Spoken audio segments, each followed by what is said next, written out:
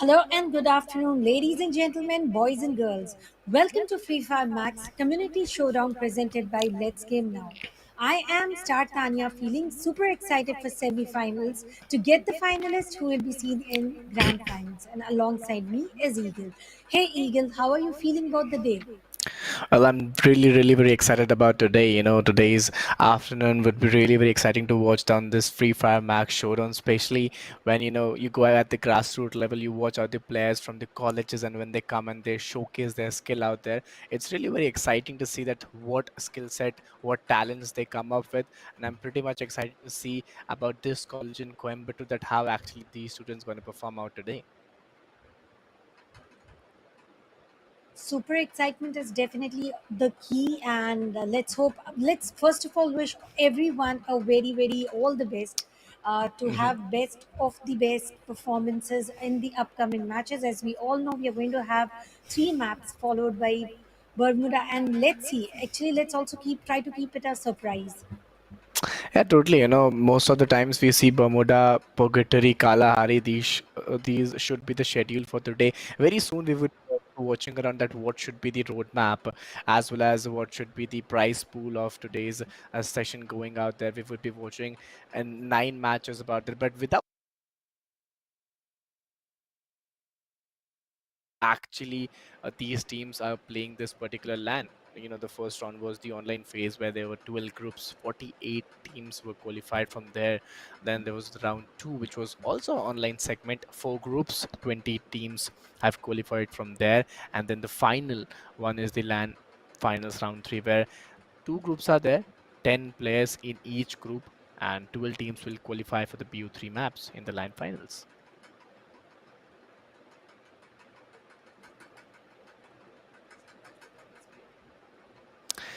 Yeah, if we talk about the prize pool, well, Tanya, prize pool is pretty decent to watch out.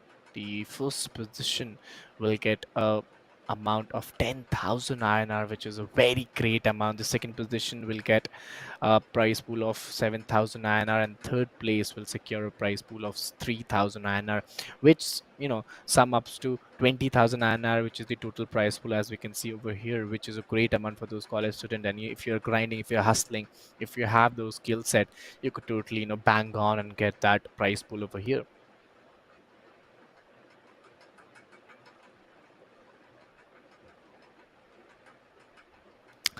Yeah, it's really very important to see how actually these things gonna go in, and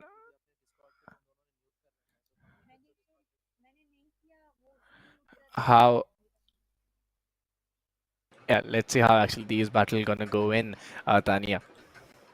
Absolutely. These battles are definitely going to be insane because it's not their first match. It was a long route, long journey indeed that they Hmm. have reached towards the semi-finals. But let's also talk about the map schedule. The first one being Bermuda, second being the Purgatory, and third one, one of my favorite maps, the Deserted Lands, Kalahari. Starting with Bermuda, what are your expectations, Eagle? Well, this is the first map, the by default map, what we talk about in Free Fire Max.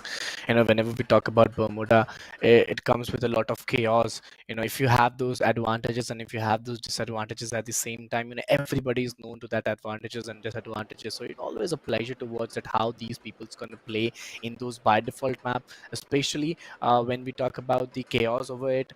It's really very important that you're very much ready with that skill set and a backup plan as well. Free Fire Max always come with a fast-paced game where you have another 10 to 15 minutes and you have to cope up with the zone coming in. You have to counter your enemies as well. Alongside, when you're watching these college students, these young talents, these young bloods coming in and showcasing their talents over here, I think we would be amazed today at how they're gonna play. Yes, and even I'm super excited. With young talents come some new metas, some new set of play skills, and I'm really expecting something as such comes out of box, out of the subs. Having said that, when Bermuda comes in my mind, I always think about where will people land, because Clock Tower in previous days used to be one of the place where multiple teams used to just hop in, and there used to be Hmm. crash landing and stuff like that. But now it has been like each and every every team has marked their territories. If there are these teams who are going to land in this direction, then other teams wouldn't want to have a crash landing situation. They would wait for the final circle, go in and jump in. Now, Yeah. having young talents, let's see where are we going to witness the landings. And I would want you, Eagle, to continue for me. If you look towards the fly path, it's pretty decent to watch. I was starting from those western parts of the region and ending towards those eastern parts of the region. I could see a very, very, easy fly path for the players to go in towards their respective drop location. But it's also very important that, avoid those drop clashes at the earliest phase, because, you don't want that early elimination to be taken care of. But right now, what I could see, team number 5 and 6 going for a drop clash. Even I could see team number 1 over there along Shipyard, where we could see some major drop clashes as well. So yeah, it's really very important to be alert at the earliest phase, because you don't want to avoid any kind of chaos, or you don't want to take any kind of battle in the first few zones. Let's see. If you look at the zone, Tanya, well, this is also very interesting to watch out. It's somewhere around the southeastern parts. You could see team number 2, Autobots. Well, they're at the central part of the regions. The circle looks pretty clean. Nobody will have any problem to just enter the circle, or they'll find any tough time. But talking about tough time, it is the area where we are already witnessing team number 1 and 4 fighting against each other, where Ren is just trying to chase him to reunite with his teammate. And let's see how is it going to be helpful. He hides himself in a container for a while, but it's going to take too long. Trying to go in, give the revive to the teammate, but one by one they're falling like trees. Now it's all about Ren and Max A. He's also down now. Will Max A double F will survive? If he does, the team continues. If not, it's going to be a pretty early elimination face off against team number 4. And yes, team number 1 gets eliminated. Oh my god, oh my god, this is the chaos what I was talking about at the earliest phase. You should avoid those earliest fights, but this is a part of game, that if you're coming to a drop clash, you should be mentally prepared that either you're going to win or you're going to lose. And if you're going to win, you should have that man advantage as well to move forward. But there you go, here comes some chaos. I could see some glue walls coming up over there. And if we talk about Kunchu, well, pretty good name. I could see Arrow, Ignite, Ring Drop, Foreman standing. Well, they have a good edge over there. Well, it's better there at the edge, not at the edge of a knife. But right now I could see Vortex over there, even Asta, Noosh, Tiger T in. Standing, having that man advantage. Shots are coming on Ignite. He has to be careful moving towards team number 3. I think they could sense some kind of... here's the danger. It's Vortex. Oh my goodness. That was a great entry, but even a great exit as well. UND in trouble. They've got those 2 eliminations, but I don't think this is enough for them. Astra and Tiger are still roaring in. Yes, the name totally justified the player's game style. Tiger has been taken down. Astra and Nuge are the last 2 players standing for the team, but Backbone. Yes, they're back. They'll get a respawn, yes. The question is that, man advantage, how will they conclude the fight? Well, having a look at Asta, he is definitely trying to conclude. He's trying to get some flying ducks, and he successfully does. And Asta down on his knees once again pushes in with an amazing shotgun play. He goes in, destroys the blue wall, goes in for the second knock, and there's the last player who's called as Moon surviving in Hex team. Will they survive is going to be the question. And yes, he does for a while. You have to be careful. Every step taken over here should be very, very careful. Right now, if I do look at Autobots, well, there they come in, trying to defend with those glue walls over there. Some jump shots taken over there. I don't think that's really, really easy, but there's the headshot coming in play. That's a good shot by Nobita. Again, moving in, trying to change the angle and the perspective as well. But this would be so easy. Yes, he is totally trying to dash. Yes, he does that. Headshot by Nancy. And here comes the final point, the last Lone Ranger about the team. I think it could be a challenge over there, but here comes the another fight. You see at the chaos, Tanya, one by one, multiple fights have been taking place at the multiple regions of the map. And that totally proves that each and every player or team is not hesitant to take the fight. They are all in, and sure, if one of the players survives, they already have got the chance to respawn. So early crashes is equal to getting some kill points, and these kill points are definitely going to matter once the leaderboard is prepared. At this point, on the grounds of Pochinki, Autobots are trying to get the finest of loots possible, and they get their hands on it, and I believe they will be able to do what is more than beyond expectations with the best of the best loots in their hands. And if we have a look, there are players outside the circle still trying to rotate in, but before that, we are seeing Arrow being done down. They have enough time to be revived, and the players on the other side are trying to use the launch pad to just rush in and being aggressive about this fight initiated. Yeah, totally. Looking at the current situation, it's pretty much difficult to watch out that how actually they're gonna take the next few steps. As we could see some early fights in chaos. A few teams have lost some of the players, and now this particular blue zone will, you know, tolerate the blue zone right now here. And this is the Kratos. He's trying to backstab the players, still with the blue walls, trying to find a way. This isn't gonna be so easy. Every step taken over here would be mesmerizing for the opponents, but be dangerous for you. One wrong step, things would be totally vulnerable. Komban has been taken down over there. Ran 10, Sarab, Bambu, Kratos, four-man standing lineup, looking four-man strong. But the split over there would be challenging for them. And what more challenging is they're still fighting the blue zone. The zone is the biggest enemy right now. Instead of 4v4, it's like 4v4 is to 1. A long range battle taken, and Poncho will be knocked down. Blue Wall will be able to give a cover for a while. Arrow is taking the pause to decide whom to fight first. And there comes a push. It's going to be a 1v2. They got to heal up themselves, because pushing in circle is equally as important as taking this fight, because if you do not survive the green zone, then these fights are not going to matter. Furthermore, Fuego's already pushed in a lot of damage, tanked up, jumping through the really actually Blue Wall will come in as a savior, and Kratos down on the knees. Arrow will again push in and will confirm the fact. One by one along those fences, trying to get in and get those finishers point out there. It's not going to be that easy. Hiding around those fences and blue walls wouldn't be so easy. And here comes the backup. That was really very required. Man advantage will always help you out. Those side jumps and shots with the shots will be mesmerizing. And yes, he does that. This was a quickie and aggressive as well. But the counter attack, that was so beautiful and so smooth. But here's the man advantage that is rolling in and will help the team as well. Though they lost Ignite over there, but they are still 3 men strong. And the most important thing, Tanya, you have to get inside the zone, because the shrink will hurt you. The blue zone will hurt you a lot. And after blue zone, this would be very, very unbearable. And they are going to make sure they make their paths towards the safe zone. And did you also notice Arrow and team already have 12 elimination points, which is too good. At this point of time, Demi, Niranji, Ace and Cherry are also pushing in towards the circle and towards Cape Town, where team number 7 is already waiting. Long range fight initiated and already knocked down, trying to get the confirmation. And yes, Niranji gets the confirmation, which was extremely quick. I would suggest it is quickly escalated elimination point.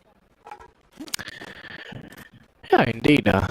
Right now, I could see some mid-range actions coming in play. That's pretty decent to watch out. And we expect these kind of things in Bermuda to watch out. That how actually the thing else that we were talking about. We were slowly entering the few end zones, few of the last ones that were coming. And yes, mid-range fight is always such a play to watch out. Forming shots being easy. Right now,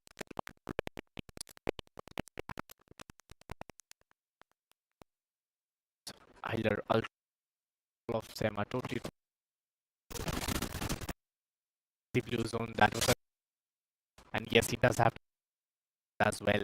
He's there right now, Jamie in trying to get parties as well. But like, what's happening and how actually these things see knocking the door in, they are have a set trying to dominate over. Elimination points or trying to acquire the elimination. He has been spotted. He's got his own plan on the first with a better view to get wins. As of now, get much over this balcony, but the circle. What I would advise able to go into the circle. He needs to use. Obviously, they need expected because some up in elimination. It's wishing their own resource. What I could see, players are taking their time once a while. Game where as all the teams would take, they would be slow, just at their position, and in discussing in that could be done in the or upcoming zones. Should be the plan A. What should be the rotation? Should be discussed inside the even some fun banter inside their squad. And this is the time when they're steady, trying to plot the which should be the right now. I could SNL, Hawkeye. I haven't seen a single point over here, but that man advantage. But here, prepared for the SNL. Both the players, the back down, the last two players, ST are standing in. I could see the opponent able to catch it up. Not that easy. Last lone range is what's going on over there. That surprise. They were totally for it. And yes, it was truly beautiful. Well, I would rather extremely shocked for the Autobots again coming the best view to be in the upper grounds of the what the hell they want to, but the more they are trying to moving in the face of Rahul, but as of now long range, it was more reward. This match is entertainment side. And brings down me to, each team will be having around 3 players. So yes, if you see at the numbers, most of the team would be having those men advantage into their side, which is really very important to see that how actually they can use advantage in the game, how they actually utilizes it. But Autobots these sports, they are amazing. They are very dangerous for their opponents and amazing for their team because having 11 points in their hand with that 4-man strong advantage, I mean, they have all the essence of the game that is needed to win the game, and right now they're not stopping at all. They're looking very unstoppable and dangerous, going attacking against other team, coming in, rolling in, dashing in from every corners and every area from left hand side. There are 2 players moving in, even right hand side, trying to defend themselves with the blue walls, and that is jumping here and there, trying to find a way. And yes, he does that. He is the shock darts coming into play. Oh, that was something very beautiful. They have been crossed down by the monster truck, and this was totally unexpected. That was something out of syllabus. They are within the circle, possess a lot of damage, and all they have to do, the toughest part remaining for Autobots is entering the circle, and the question is already answered. They have got the launch pads, they are already pushing in, and there are 2 teams right now. I believe they might not be aware of having the center of the circle is equal to being the center of attraction, and they might be attacked by foibles, which will be very very risky to control because there's not much of hard cover in their name. I would love to see that how actually Autobots ends today, because this is really very important. The way they have started is totally very, very difficult to say that how actually they're gonna go in and end the show, especially this particular match. 5 teams, 14 remaining players. This is being a very, very, I would say, dramatic climax coming in, because the way they are playing in, it's very exciting to watch out, and it's very difficult to say that which team gonna win. I could see team number 2 totally inside the zone, have the main advantage, and all the other teams, all the other three teams, they're outside of the zone, so they have a kind of advantage. But if I talk about the other teams as well, we shouldn't underestimate that those teams as well. For RSV, they're totally trying to ruin the plans of the other teams. Even Autobots, they're also looking in trouble. And here comes the third party.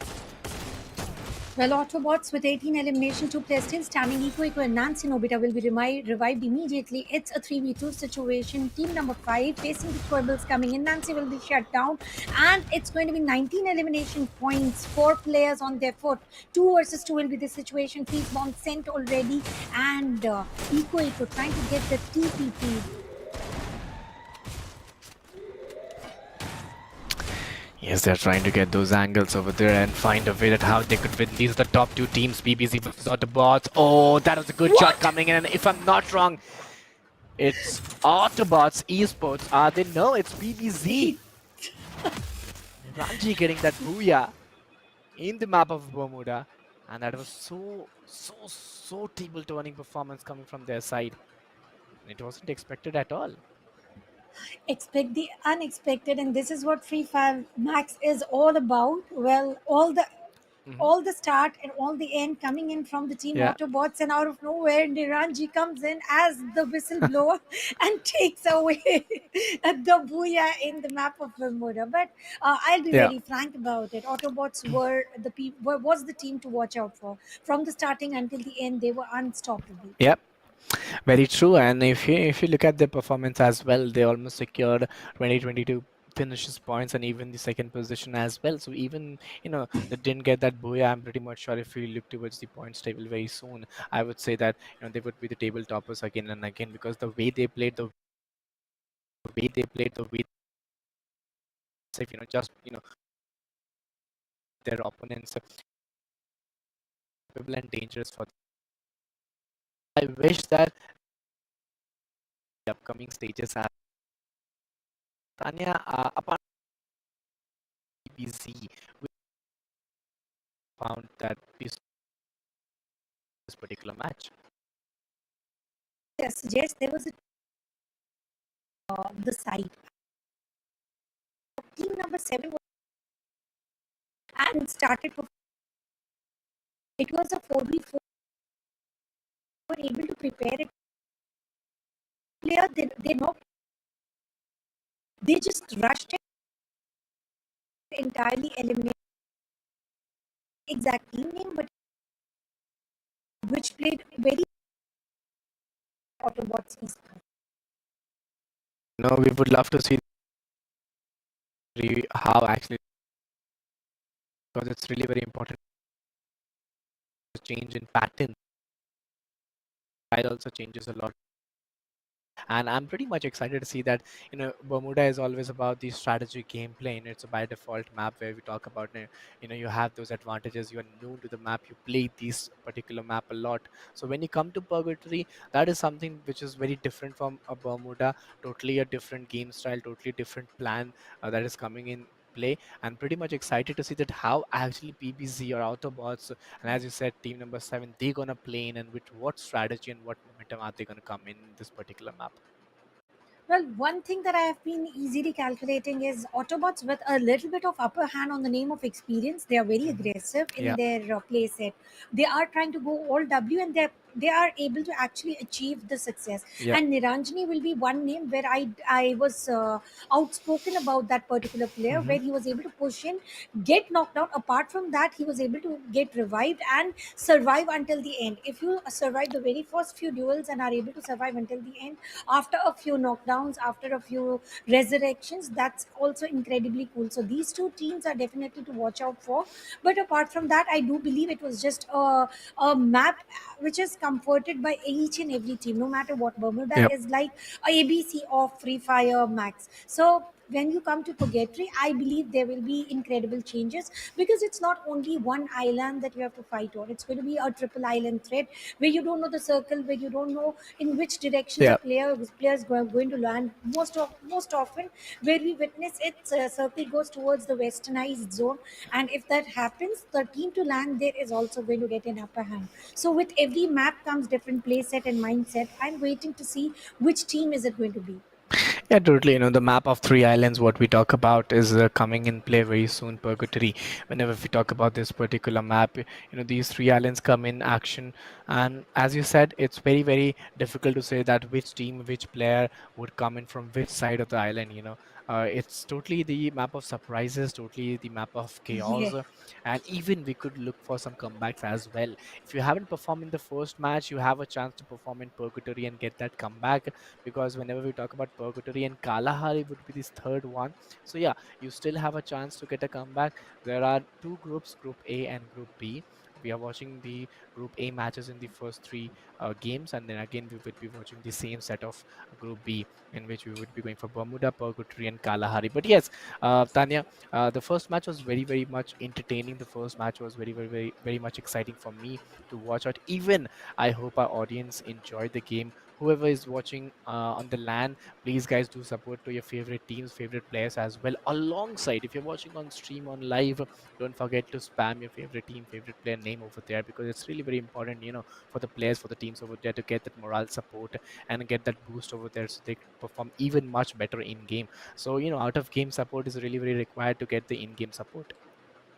Keep cheering for your favorite player, favorite team, and if there's none favorite, try to establish one, because these sort of Yeah. plays is emerging esports for Free Fire Max. The way they have performed, it was very, very well Hmm. executed. See, I wouldn't say that it was up to the mark, but the way the growth is spotted, I believe that these students who are participating in today's event, they are going to be somewhere down the line the most wanted or the most viewed esports athlete in the future. So keep the grind on, keep the hustle on. That is all that I would want to say from my side. And totally, maybe they would be the upcoming shining stars, and these young bloods, these young talents, what we talk about, may have a growth in future in the esports community or the esports sector as well, because the way they are playing, the way they are showing the skill set. Whenever we talk about Autobots esports, they have been established their name in the community very well in the esports circuit as well. But if you talk about PBZ, well, they are here to dominate and counter that. They're not here to just watch and play it like a random game. They're here to compete, and they're here to showcase their skill set as well. So yeah, I'm very much I would say surprised to see that the way PBZ snatched the booyah from Autobots. That was Yeah. really very competitive, and that was really very even a I would say roar as well, that we are here, we have arrived. Let's see and let's watch. You may be a good team, Autobots, you may be established team, but we are not a newbie. Well, that is something that I would definitely want to talk about. But a little later, ladies and gentlemen, we are heading towards the second map for the day, and it's going to be Purgatory, where we are going to see Havoc Brothers, Autobots, SNL Esports, Team B4, Pixel Bandits, and Hexagon Esports. Flight path being from the northern side towards the southern side, almost centralized. Moat house will be already occupied, and there's a fair and square split. No early clashes except for two teams, team number 7 and team number 6 exchanging some shots, but I'm not able to see the exact damagings or no knockdowns or something like that. Well, if I look at the current condition, we already discussed about this is a map where three islands are over there, and if I talk about the drop clashes, I could see team number 5 over there against team number 1. They're very close to each other, and they could sense some battle, they could sense some fight around those regions. But Demi, oh my god, he's taken down. Popcan, 4MS, even they are struggling and trying to find a way. Ranji, Ace, Cherry, 3 men standing. They've got those one elimination. And PBC, well, they have started with the same momentum the way they ended. So I think somebody need to remind them that this is a new game, and the Booyah was in the last one. And you have to play it so, differently. Well, they're coming with that same aggression and same game style that is very, remarkable. It's definitely remarkable, and now heading towards this particular team where this Max A, this team also played very well in the previous match, but unfortunately they couldn't continue. They were pushed very harshly, and you have to wait for the shocks or the surprises in whichever directions that the blue wall comes in. And this was a shocker again, blue wall placed, but they wouldn't be able to give a good cover to Cherry. Cherry has been eliminated, and there's a card push also happening inside the shack. And look at Demi, he's able to get total of two eliminations on his name, and again, is he going to settle in a car? No. Ace will be taken for the drive alone. Yeah, right now looking at the current condition, what I could find that again these fights are taking place. Team number 6 is very close to this fight, trying to roll in and find out a good way. Kratos, Sara Prabhu and Ken is over there. DCZ Kumban still waiting in. And yes, if you look at the players at the earliest phase, they're just trying to roll in and get some good loots so that they could get some good fights in the next upcoming stages and next upcoming methods as well. But right now, looking at the current condition, UND, Hex, well, standing over there, still not that easy. NHK Tiger Team UND. They are also playing on the edge of the circle, which is very, very safe. But they are aware about a team who is trying to cross through Moat House, and they are trying to get the exact location. Will they be able to get it? Because team number 10 is playing on the split 2:2 ratio, which is very, very apt to play. And they are also aware about the position, and the bullets will be exchanged. One of the player is down on either of the sides. They will be revived. And again trying to push in. Skylar is used over here to waste out the glue walls that has been deployed, and the long range weapons will also come into the action. Again, use of resources to no result. Well, I would say, this is not going to be that easy to be going in with, the way they have been playing, the way they have been going. This is the first few stages of the game where you have to be little calm, little composed with your mindset and your game style. And right now, looking at the players, most of the teams are really very steady towards their loot. They're trying to be very calm and composed, but few teams are there, they're looking very aggressive with their game style and game pattern. They just want to roll in and get those finishes point and vanish the lobby within a few minutes. Again, the same game style. The glue walls integrated over there. Oh, this was a good shot, a good headshot coming in, and those side jumps. That was truly impeccable, and yes, he does that. He does that fluently. He takes one player down very easily, and right now, total 4 elims. With those four eliminations, they are the owner of Moat House, but the circle is not going to take Moat House as the part. So they have to make a move over here. But again, the players who definitely have the maximum amount of elimination points, but not the Booyah. Now that is also a different sort of role. But right now, Nancy, who's trying to get the information about who was a player hiding in the shack, gets taken down immediately. Will the player be revived? Will be the question. And Iller, the player who knocked Nancy down, is already eliminated. Ultron resurrected. Nancy revived. It's a 2:2 split. No, it's a 1:3 split. And vending machine right around the corner. The resources will be replenished. This is not at all going to be easy. Look at the alive players and teams. 9 teams, 31 players have been alive right now, and the new zone shrink would come in at any point of the time. But because team number 9, they haven't secured any limbs, but they are having that firm and strong advantage. Yes, they could totally go in and find a better way and find a better position as well to roll in up and get the best out of it. But looking at the current conditions, this is not that easy, Tanya. As this is the second match, now the players are really being alert and mature. They know that they shouldn't be so aggressive, that because they'll lose their players, they'll lose their team, and it's better to get some survival points, and at the end we all know that you'll get those finishes as well. So you have to maintain that combination of finish and place point both. Mihawk trying to make sure that he survives to continue the legacy in the map of Purgatory. But on the other hand, if you have a look at the Marvel Works, Ultron is being pushed from all four different directions. The glue wall will not be the proper shelter that he desired for. He will be eliminated. And this team possesses a total of 10 elimination. Niranji again with the maximum MVP for his team by far. And let's see, will they be able to continue until the final circle? Noor J is again revived, and they are crossing through the aligned road with crossroads, which isn't the part of the safe zone. But on the other hand, Combin with the woodpecker trying to destroy the vehicle. Vehicle is already fuming and it will take a blast. But will the players be knocked? No. They are jumping out of the vehicle very safely with no knocks. Indeed, I would suggest there was not even a pinch of damage also delivered. It's not gonna be that easy at any point of the time. Again, taking those some shots and again trying to get in with that same momentum. TCZ Kratos, Prabhu, Rantain, Komban, Foreman standing in. Oh, that was a good jump shot. That was a pretty good jump shot coming in play. The way he has taken the opponents down, I think that was fearful. With more there comes something more fearful here. The Rantan walking around like a garden. Is he aware about Thala? He's hiding the corner, and yes, Thala for a reason. Prove it. You are the Thala, and the players are going to push him. There's not much more to prove here, and he indeed is able to take down one. Confirm this point. Second push coming in where he doesn't have enough time to heal himself, and that was a merely finisher. Oh my goodness, 32 remaining players right now. I could see over here.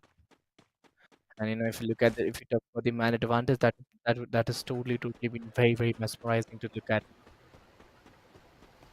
But right now, the most important thing with these fighters, you have to keep it calm, you have to keep it with how actually right your focus there.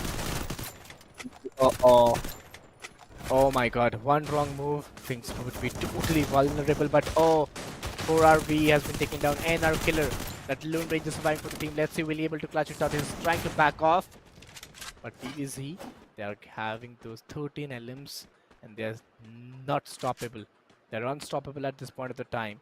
They're still having the same momentum the way they played in the last match. The momentum is continued here. 13 elimination points already, and here we are seeing Arrow has been resurrected, but where is he landing? He might be taken down as a flying duck, and so goes Ignite. Realizing there's a team just beneath him, he switches his position. But I believe wherever he goes, he is going to get spotted. All thanks to the parachute colors, the skins. Well, something that we need to talk about is Free Fire Max's skins of parachutes, cards, and guns. They are actually very appealing, and you cannot stop them. Just like a children outside the candy mart, it turns me also like that. And having said that, the candy, the elimination minter tries to peek in, but he won't be able to. Tiger pushes in, gets one, followed by another, which was pretty quick, and he gets the confirmation as well. He gets the double on his name. 7 teams, 26 players. UND, Foreman standing, having those 7 LMs into their side will give them a pretty good boost and give them a pretty good approach in this game and a way to move forward as well. But this wouldn't be that easy. You have to keep that calm and composure at the same time. Some mid-range battle, long-range battle with the sniper. Oh, that was a so cheeky shot. Oh my God, he would be so surprised. Vertex, he would be thinking out of nowhere who was it who took those shots, and yes, that was so pleasant to watch out. That was definitely treat to eyes. Now there comes the water route in between. Look at the split, which was very interesting. They're trying to cover both the docks on either ends with two players each. But Concho has got his own plans. He's trying to reunite. And look at Demi. He has got a sniper in his hand. And let's see, will he be able to get the pick? Oh, that was smart. Launchpad use the glue walls as well. And he's trying to rush in from the different direction, not exactly where they landed in. Gets one, followed by another. No, the glue wall will not be penetrated again. The player is revived for a while, but while the revival process goes in, they're able to get the second, not only knockdown, but also the confirmation. And that was a squad wipe. No, they still have one, I believe. They have one player. Mars. Okay, he's trying to run away, but will he be able to have that successful escape is the question. Well, still a question to watch out at how actually they're gonna go in. Autobots, esports 7 millions right now. Nancy, Ikuro, Nobita, Marco Foreman standing right now, and it's not going to be that easy at all the way they've been playing. Oh, that was a good shot, a good headshot coming in. Autobots, well, now they're looking unstoppable. 8 limbs into their side, 5 teams, 20 remaining players, and now they have to get inside is the zone. Team Autobots already get their way towards the zone, and on the course, they're already witnessing one of the teams, which is trying to enter the circle. Vortex is down on the knees. Will Tiger get the opportunity to revive his teammate? Well, if he does so, he might be also get pinned down.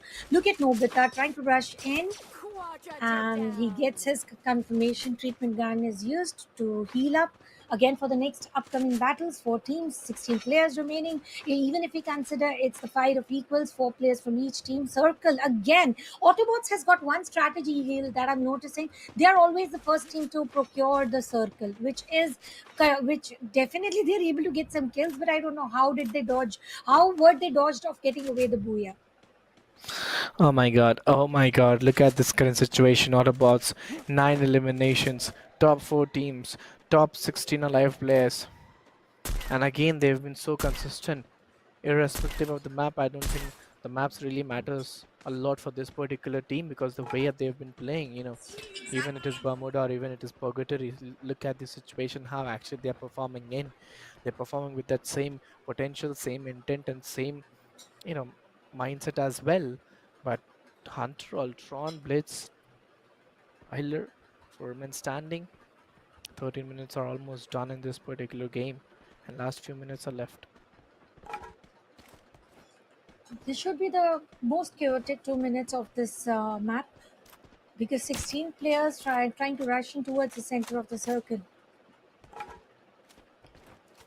Well, talking about center of the circle, now each and every team is quite safe. Look at Rahul trying to walk open in on the grounds of Purgatory, and this is the weakness because Purgatory is all about open fields with little to no shelter. And anybody walking on the ground open, they are going to get shot down. But right now, the player who is shot down is Marcus from Team RB. Eco is also down. Autobots are falling now. This is the time where Hunter, Ultron, Blitz, and Iller are trying to just rush in and take the entire elimination. But counter also comes in. One player eliminated. Iller down on the knees. Now it's all about Blitz. He needs to heal up before going for further fights. Hunter, little to no HP, Orbit also down. Now this is all about the man advantage who might take away the blue.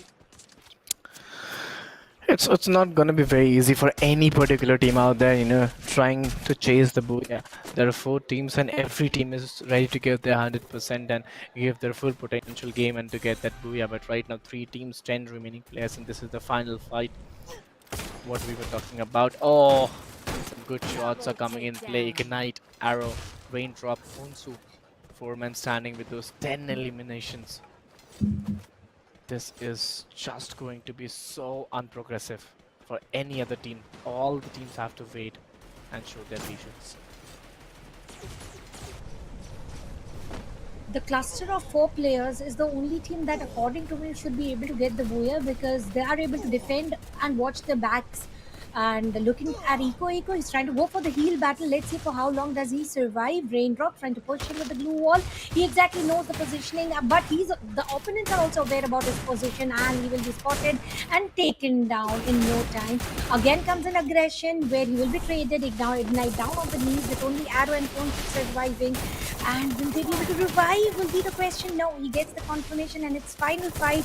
It's going to be 2 versus 3. Team number 4 definitely has got the upper hand on the name of Manpower, and it's again not Team Eco taking away the booyah, but Rahul Vikram Obito and one more player taking away the booyah. It's like second consecutive. It's Autobots this time. My bad. No, it is not Autobots, right? Right, Eagle? No, I get it's not Autobots. Though Yogi is from that particular team, but right now, the way these 4 players have played, I think that was truly phenomenal to watch. And yes, whenever we talk about the consistency part, Autobots have shown, even PPZ have shown that how actually they try to totally roll in up and to totally try to dominate up with their consistency, especially in Bermuda and again in the map of Purgatory. Irrespective of the map, the way they have played, I think that was truly remarkable. But yes, we have completed those 2 matches right now. We will be moving towards the third match of this particular group, which will be in the map of Kalahari. Oh my God, this map will come with the most chaos. Whenever we talk about Kalahari, the map of desert, the map of storms, the map of height advantages, I think this would be the best entertaining. What was we were looking for, the best source of entertainment in Free Fire Max. And let's not miss those angles, those ugly angles with the grapple gun that they are Yeah. using it with the sniper shots. I mean, this is one of my personal favorite maps because having control over refinery, having a proper knowledge on how to use the sniper, and each and every team definitely has one or two snipers Uh-huh. currently with the meta that's working roundabout. So I believe the team to have a strong contest over refinery and snipers, and the god of circle should also be a supportive team player here. That is how they might be able to get the easy booyah. But now let's not talk about booyah. Let's talk about Autobots. Again, going in with the same strategy, crash landing, trying to get some early elimination points, trying to get some finest rotations, and not only that, they're also trying to contest the center of the circle as early as Yeah. possible. Yet, not being able to get a booyah. Now, I believe third time is always a charm. If not, is it going to be a hat trick for being on number two? Because not getting booyah is a different thing, but being number two is a little hurtful.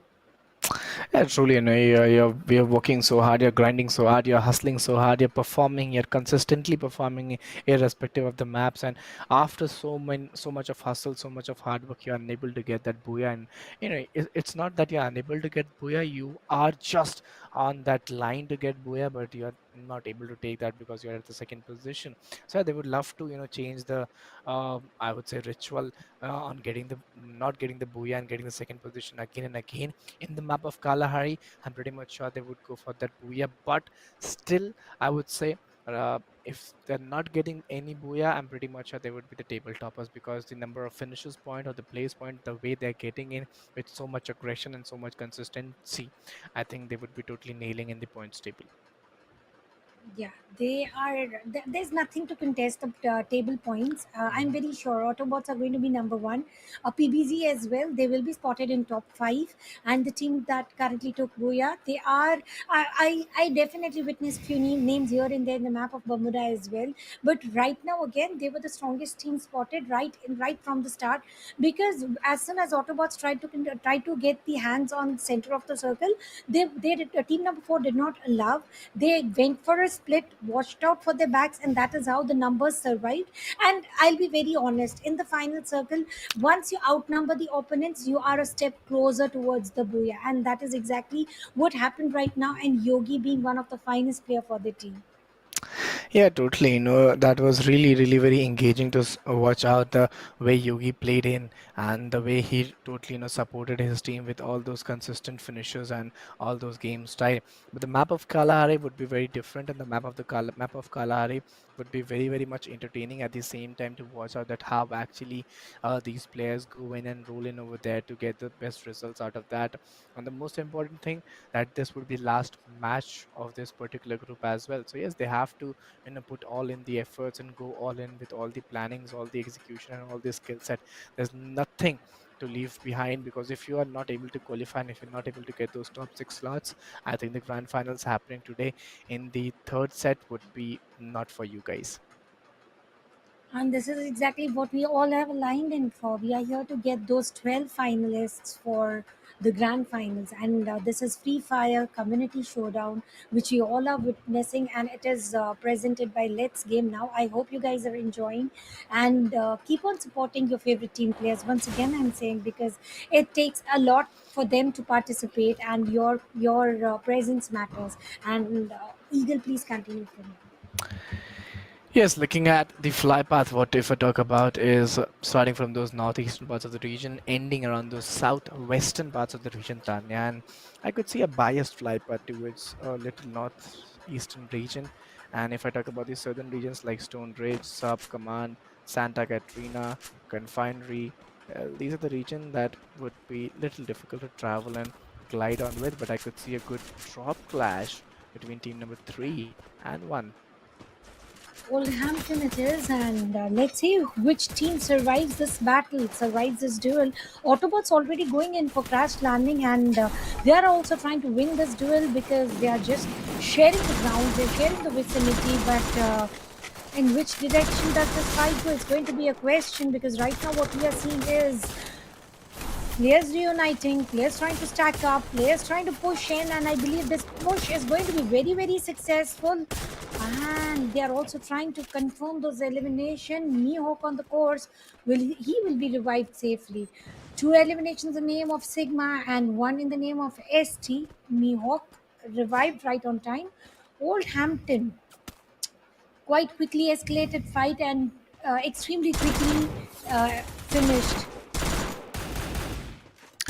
Yes, I could see some earliest fight as we were talking about Autobots esports. Again, starting with that same chaos and same cluster as we were talking about. They've got those three LM, the last Lone Ranger surviving from the opponent side. Marco from Autobots has been taken down, and this is something not a good news. But yes, the revival would be done very soon. And now, what I could see that Autobots is again going in with that same momentum. And there's nothing that is stopping them. That's very good. They're not getting demotivated or not getting that booyah because they definitely know that they are the table toppers. So booyah or no booyah, we still dominate the charts. That is what matters. Rahul right in the crosshair of Eco. Rahul is not aware about it. He's just trying to run in the open. How long will he able to survive without having the knowledge about his surrounding? Look at Kratos and his teammate Sara Pambu. Rantan revived again, and Kumban still to be revived. Rahul again tanking up some shots, but how long will he be able to survive in this open? This is exactly what we are talking about, Eagle, right? The height advantage sometimes turns into disadvantage. Teammates might not be able to hop in immediately, and this is for the first time that I've seen the rush from Eco going in vain. He will be spotted, he will be taken down, and immediately revived, resurrected. Yeah, totally. Sometimes height advantages also plays a very vital role. Also, is really very important. But sometimes it's not favoring you guys, and that becomes much more difficult. But there comes some amazing shots. It's all about esports again and again rolling in. Their names are unstoppable. Their game style is unstoppable, and the way they're executing with all those efforts and chaos, that is pretty much decent to watch out. 10 teams, 35 remaining players. Along the side, guys, if you are having fun and if you're enjoying, please don't forget to hit that like button, subscribe the channel, share this stream, and if you are at the LAN, you must support your favorite team and favorite players as well. Mark was spotted, taken down. 5 eliminations on the name. They're out of the circle. Let's see if they're able going to enter immediately or they're going to take the longer route because at this point of time this team has got keen eyes on the force raindrop. This goes in the channel where the team arrow ignite raindrop for Conchu turns in the patty between the burger. Team Autobots, 2 players down, 2 players above them. They are in the sandwich situation, but Yogi trying to push in towards the Sigma with Sigma only holding XM8. How long will he survive? He's trying to run out of height, but I don't think there's any go. He will be pinned down, and the elimination again goes into the ST, who just procured Booyah.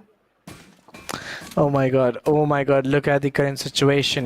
9 teams, 34 remaining players, UND. Well, if I talk about this particular team, they're 4 men strong, having that height advantage, totally trying to use it. And yes, they does that.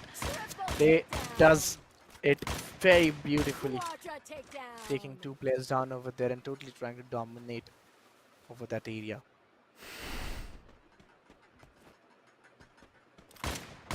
Mammoth, long range battles, no hard cover, but revival point right around the corner. NHK Tiger, Vertex, Asta spotted, pinned down. No position of getting revived until and unless resurrected. Demai trying to go just prone to not be spotted right now. And he will either way get spotted and very low on HP. using the inhaler again. There's something that Demi is doing right is he's trying to go in with the proper moment where he is able to survive for so long. Not as soon as I say that, did I just think is the question for myself there. And Demi eliminated. This is very, very difficult to watch out, around those windows. They're trying to roll in and get those fights over there. You're having those men advantage, and you will try to get those men advantage in action. Right now, having those 8 LMs will give you a lot of boost and a lot of confidence the way you have executed those fight without losing any single player. But from here, the main game starts. Team number 4 in a good cover. The raindrop down on teams, and there comes Ignite who's trying to push in to get the confirmation or the revival for the teammate where he will be taken down. Vikram Rahul Yogi trying to push in, and Obito again revived. Team number 4, one of the strongest team right now. The team to take away Booyah has definitely got some boost on the morals where they are able to play in a perfect set required on the map of Kalahari. They aggress, they hide, they heal. They aggress, they hide, they heal. And they are able to get those extremely crucial elimination points on their name. They are going on the opposite direction now. This might fall on bad on their feet, trying to push in, did not check the corner, taking a lot of damage, but there comes the team support, and this is going to be the 11th finish on their name. Last man standing will not stand anymore. He will be pinned and finished as well. 12 elimination point for this team. 8 teams, 29 remaining players, and this is the chaos what we were talking about. Kalahari wouldn't be so easy for the players and for the teams to be going in with, but the way these players have been playing in, they're making very much easy for themselves. They're making very, very much doable for themselves, and this is what we were talking about, Tanya, because Kalahari always comes with a lot of chaos and clusters, and we could see those of clusters and chaos right now, but still those names, BBZ, Autobots, they are totally dominating irrespective of the map. Now coming with 5 elimination, this is team number 7 trying to rush in, destroyed the vehicle, and the player hiding behind the blue wall will not be able to hide furthermore. Trying to push in, using the grapple, trying to rush in to get that particular elimination point. Will he be able to get one? Yes, indeed he does. And Blitz will be the one to get that. Blitz being the MVP for his team with total of 4 elimination points. They have not yet reached the safe zone. That is a little questionable, but they do have a launch pad to work around.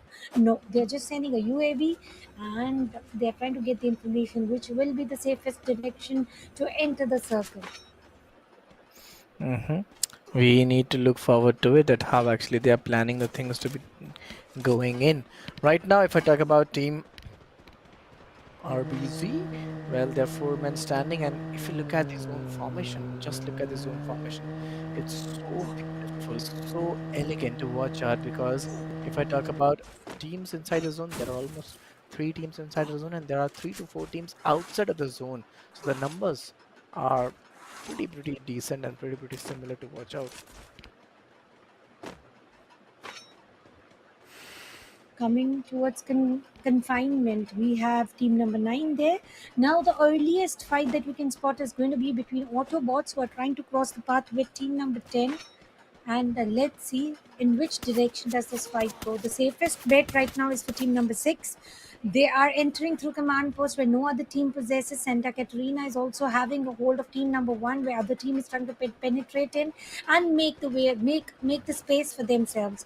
Let's again come back to the fight on the Bayfront, where team is holding very strongly. Yogi and team, the Booyah baggers of the map of Purgatory, and what does destiny holds for the on the grounds of wreckage ship of Santa Catarina.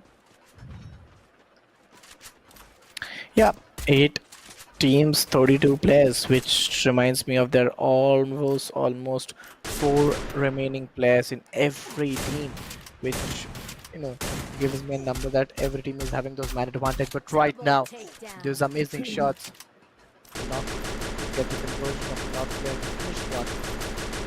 The game has been totally been changed Wow. off. And yes, you look at the shot. That was so beautiful in those mid range, the way you control the recoil, and along the side, the way you concluded the fight. That was very impeccable. And not even a single shot missed. He was so sure about his aim. He was so sure about himself that this is the exact angle, Unstoppable. and he did not miss a single bullet. That's very very precise on his name. Coming towards Wavefront again, it's a 2v4 situation. But before that, we have something more to talk about. The team who is holding 10 Unstoppable. eliminations, they are trying to push in. But look at the flying duck. He will be spotted. And will he be eliminated in air as well? I believe that should be the only thing left for him.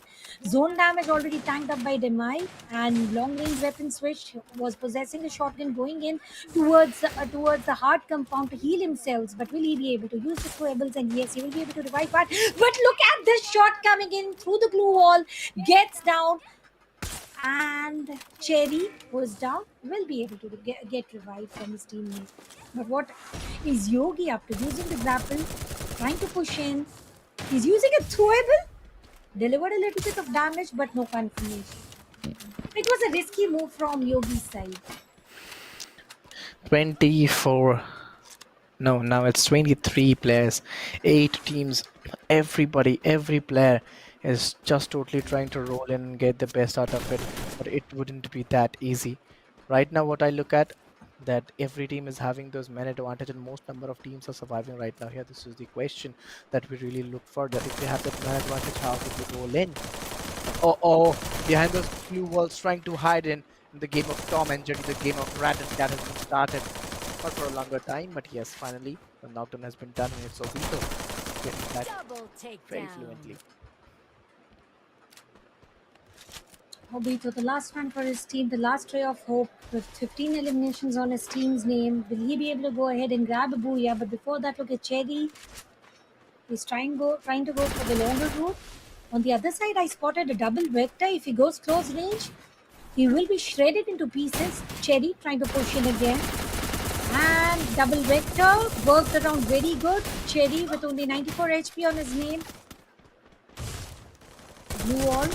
And Obito will be able to get that knock. Much required one will save, will get himself an elimination and also buys himself some time with the glue walls to heal himself up. But now there's no escape. He will be taken down by the zone until and unless he tries to shred out the blue walls apart. And as soon as he does that, it is a shotgun coming in from Demi.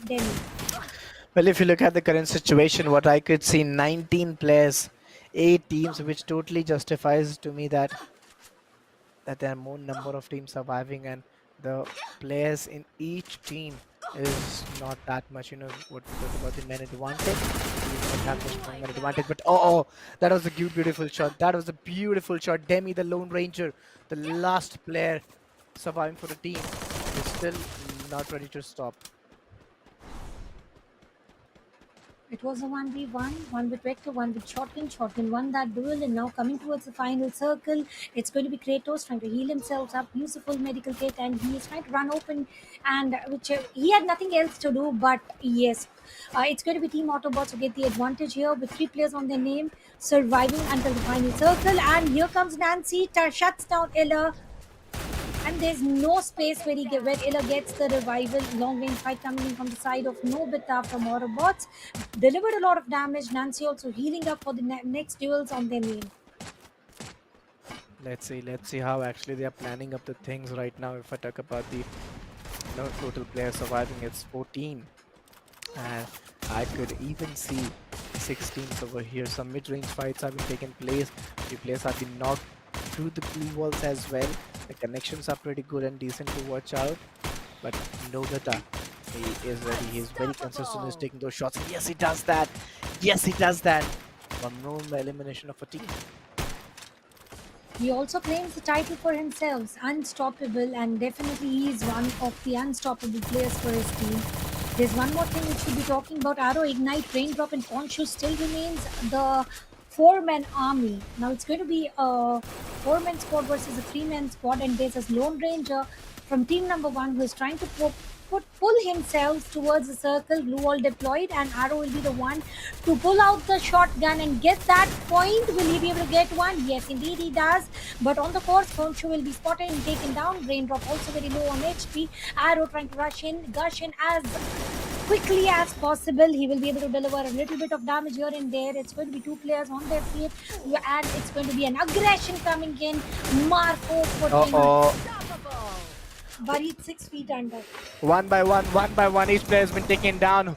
Who will take that booyah? This is the question rising out of the last Lone Ranger for the team. Let's see. Every responsibility is onto his shoulder. Trying to back off and get a good position. Just trying to avoid the bullets for some time and get the patience. But right now, I guess it's a 1v1. We start from Scout, and right now we are ready to end to it. So 1-1. Nancy on the other end. Team Autobots, will they end today's this group stage again at the second position, or finally they'll get that booyah? This is the question. Again, moving in, having that weapon. One by one, shots have been taken. The exchange of bullets have been done from both the side. Having a shotgun on the side of Pharaoh. The hide and seek of the game through the glue walls have been done. Even they're using the first aids, to heal themselves. But again, they're very close, opened up. There's no glue wall between them. You have to be careful. A good shot, a headshot coming in, and it's Autobots Esports finally breaking the rituals. No? No? Yes, it's Autobots breaking the rituals and getting that. But yeah. And the final curse of number two is broken, and third time is always the charm. This is exactly what I was talking about. But for a second, Yeah. I wouldn't deny. I thought it was going to be a hat trick of hashtag two, but somewhere around the corner, Nancy proved it that he's the one who's going to break the curse. Yeah. And again, once again, there's something that which we both need to get audience to notice. It was again 20 plus elimination points. So Yeah. I think number one on leaderboard, they are going to be unshakable one. Irrespective of the map, whether it's about the Bermuda, Purgatory, or Kalahari, what we talk about, the way they played, the way they dominated, the way they shown their aggression, and it was really very important to see that how actually they executed the things. But finally, they got the booyah, and we were really very happy to see that how actually they executed their plans. But yes, guys, this was the first set of 3 matches in Group A. We will be moving towards the Group B very soon. Myself was Eagle, alongside it was Tanya. We will be taking a short highlight break. Alongside, you have to hit that like button, subscribe the channel, share the stream, support your favorite team on the land, on the venue in the Coimbatore, at Coimbatore. But right now, we would be going for a short break and coming back real soon.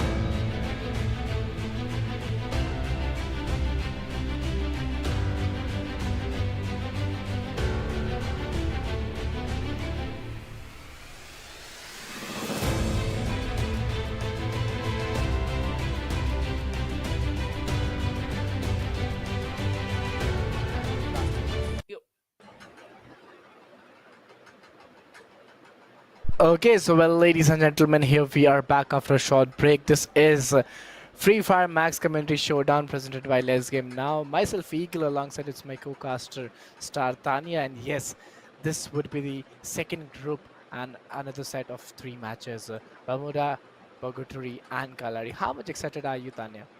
Well, having a look at the first few teams, first slot to be precise, it was incredibly great, and I believe as the day progresses, we're going to Yep. witness some more Free Fire Max action, and no team is left laid back. I see each and every team player trying to engage, and no matter sometimes you pass, sometimes you fail, but attempts is what exactly that Yep. matters, and I believe they are exactly going all in to go in, get that fight involved, and the direction whichever it goes, it depends upon the multiple situations. Yeah, very true. You know, the way the last few matches went, the first group went, especially PBC, Autobots, they finally broke the ritual and they got that booyah into the last match. So, yeah, I'm pretty much excited they would be qualifying for the top six and we would be very soon watching them in the grand finals as well. But right now, the another set of, teams are aligned there to play another set of matches. Again, the same schedule, same roadmap, and the prize pool would be again 20,000 and whoever would be qualifying for the grand finals and getting in the podium finish, they would be getting 10-7-3 accordingly, uh, what they get on the points table. But right now the wait will be over very soon. We would be moving towards the match in the virtual world of Bermuda. And Bermuda always comes with those chaos, as it is a by default map. We also enjoyed those chaos coming up.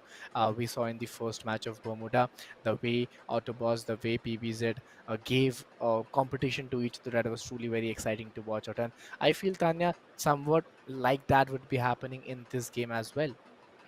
Yeah, let's see who comes out to be the true hero, because for the previous group, I would definitely say Autobots ruled it thoroughly from map number one until the end. And the end was very crucial because they wanted to make sure to break the curse, not only with a total of 60 plus elimination points, but also for once Yep. they were able to bag a booyah. So I am expecting one of such team once again who not only tries to rule, but having said that, let's Mhm. expect some sort of competition as well, who are always fighting in for same numbers of elimination points, and fighting towards the booyah, fighting until the end, or maybe surviving until the end.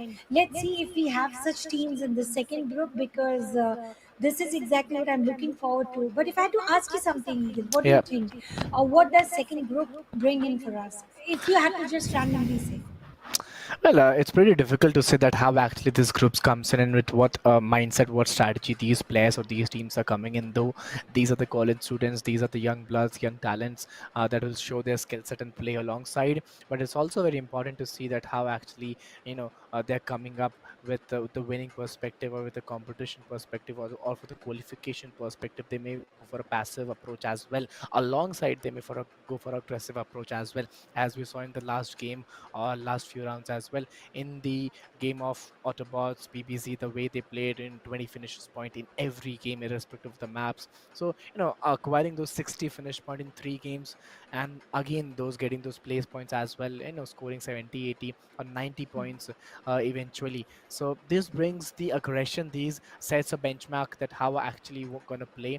I feel if they have sawn the Group A matches, they would be going very aggressive in this particular game as well. But I would also love to see that which is that one single team, or those two teams, those established team like PVC or Autobots, they are coming in Group B as well.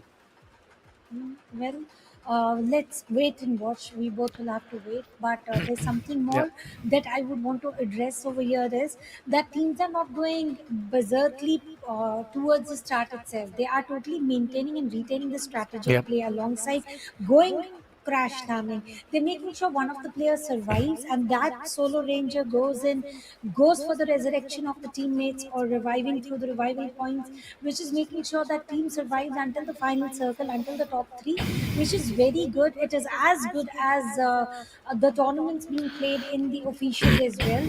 Coming towards the map schedule, it is exactly the same cycle that we witnessed in the first group. Match one going Bermuda, match two is going to be Purgatory, and match three going towards deserted deserted islands, which was Kalahari, one of my personal favorites. But now coming Yep. back towards Bermuda, I would want to shed the light again, where the players are very consistent about having the survival notes. Like you need to make sure one player is surviving and the team survives entirely. But there is the counter theory created, which I witnessed on the map of Kalahari itself.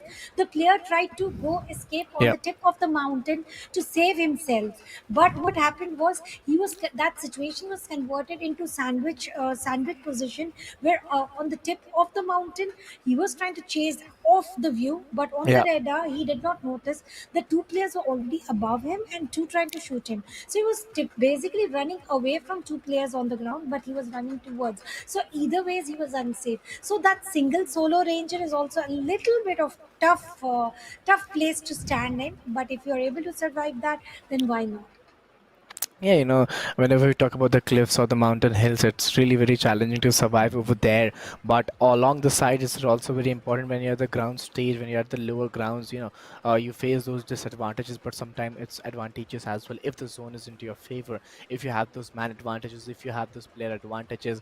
And what I personally feel, Tanya, the way these players, the way these teams are bringing those mindsets or bringing those chaos in the game, being not very much professional esports player, being the students or being the college students, the skill set which they're bringing, the aggression which they're bringing, the game style, the game pattern, the analytical thinkings which they're bringing in the game, that how they should move inside the zone, what should be the rotation, how they should tackle the drop clashes, or how they should tackle the rotation clashes. I think that is very thoughtful, and that is, that is showing that how actually these young talents are thinking and what are the future of the esports. So I pretty much agree that, if these chances are given at the grassroots level by Let's Game now, the initiative which they are taking, and even the Free Fire Max, that is truly very phenomenal to watch out.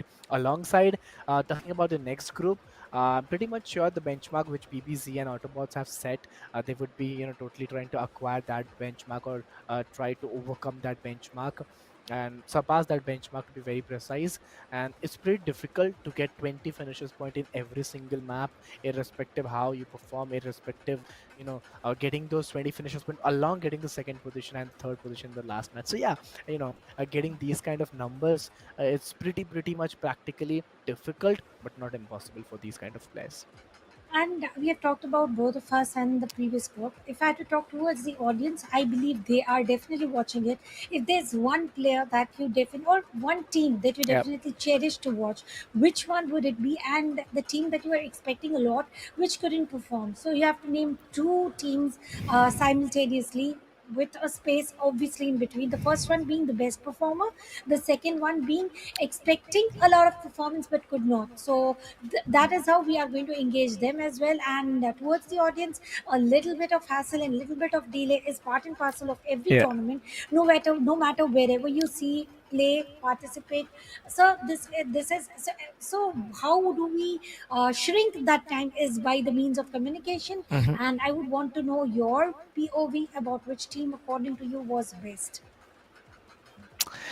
Yeah, totally. No, we would love to see the engagement from the side of audience as well. We would love to see their incoming call outs. We would love to see their incoming thoughts, that how actually they are supporting their favorite teams. Uh, they must have some expectations from different teams. They must have some thought from different teams and players as well, which weren't fulfilled in the first set of the game. But yes, there are the second set of game as well, in which they would see some new teams coming up, and you could support these teams over here. You could spam their name in the chat section over there, in the live chat going on. We would be very awful to see that how actually you're supporting a team, because it's really very important for us, for the audience, for the players playing on, for the management, everybody who is directly or indirectly involved in these kind of LAN events happening out there, to get the morale boost, to get the morale support for the players out there, whoever is playing on the LAN event. It feels very special when someone is supporting you. You try to give your best performance, you try to give not your 100%, you try to give your 200% in the game, but just for those support and those a morale support coming in the chat section. So yeah, it's really very important to give that support. Alongside, do also support Let's Game Now in the chat section, because to bringing back these kind of Free Fire Max tournament, the land even especially at the grassroots level, is very not easy for any other organization. First it was in Nagpur, then again in the Coimbatore section. I think there are many more coming down the lane. I believe this had to be a Telugu audience, and I'm not a Telugu person, but I have got one sentence. I believe that in that way we will be able to connect better. And Miru, I might be wrong. Please correct me if I am. Miru Chennai Prajalaku E Jataku Maddato Istunaru is equal to which team are you supporting, Chennai people? So please, now I believe you should be able to give some good comments and let us read and make sure the comments are in English. This I took a little bit of support from Google Translator to just connect with Yeah. few people, and I don't know much of Telugu except for few numbers and few basic questions. Yeah, totally. They would be totally trying to align with us in the chat section. They would love to answer them, and we would love to see that what actually their answer is. We would love to see how actually they're supporting their team. You could support in creative manners. We would love to take your names even when you have some decent answers or decent questions in the chat section. Yeah. Now, talking about the day today, like it's not tiring. Three maps for each group, which is very basic, and they're not even introducing the new maps here. Neither Alpine nor Nextera are introduced. So I would suggest it is the perfect way for the starters. We call it like starter pack, and it's all thanks to Let's Game now. And let's also thank the production team who are immediately pushing in towards the first map for the second group. For the group B, flight path being diagonal, going towards south, towards northeast, and the spread out, it shouldn't be so clean because so many teams have already jumped in, rushed in. Team number four already landing towards the hangar side, clock tower being already contested by Team AR, and look at Bhima Sakti strip. Wow. And this strip is very, very difficult to read because the rotations and the final circle usually end up around this area. Team NHK towards Mass Electric, and look at Factory. They are again in the split. Yeah, if you look at the current situation, what I could see some drop clashes. Team number 7 out there on the riverside area, they are having a drop clash, which would be really, really very be challenging for them to be going in with. But right now, at those earliest drop clash, you wouldn't love to lose your teammates. You would like to maintain that same man advantage and go with that same momentum as well. Well, talking about the momentum, look at the right top corner of the map where the fights have already initiated. Team number 7 trying to go pin down, and Adi will be the last man standing.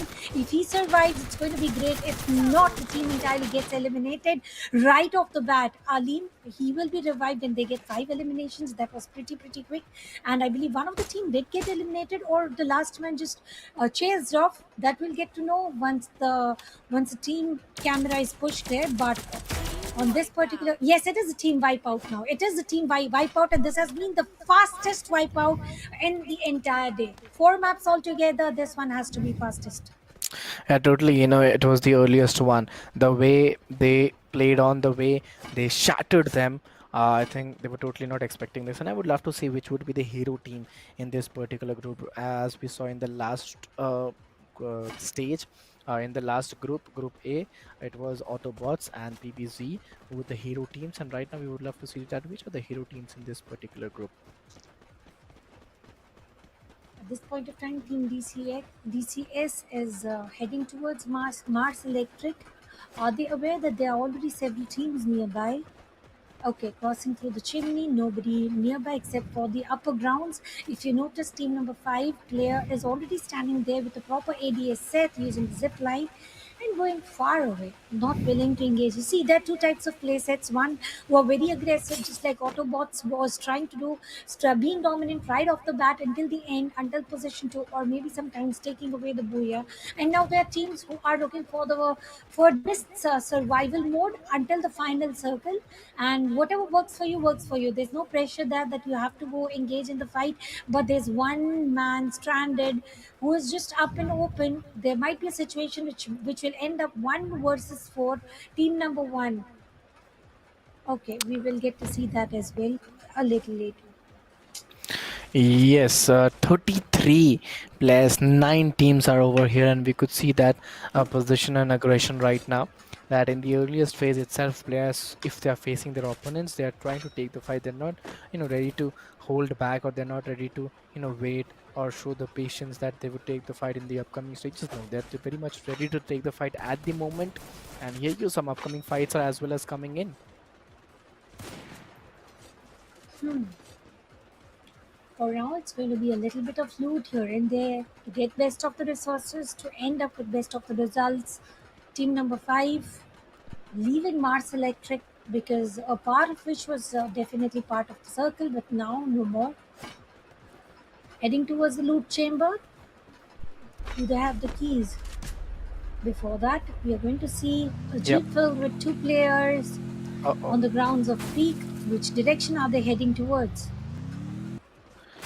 Oh, I saw a finished feed over there where we could see NHK fighting as well, and I would love to see that how actually these fights are coming in. Yes, NHK is fighting. Hitman Funny uses the zip line, crosses the river. That was really, really very, I'll say, smart move.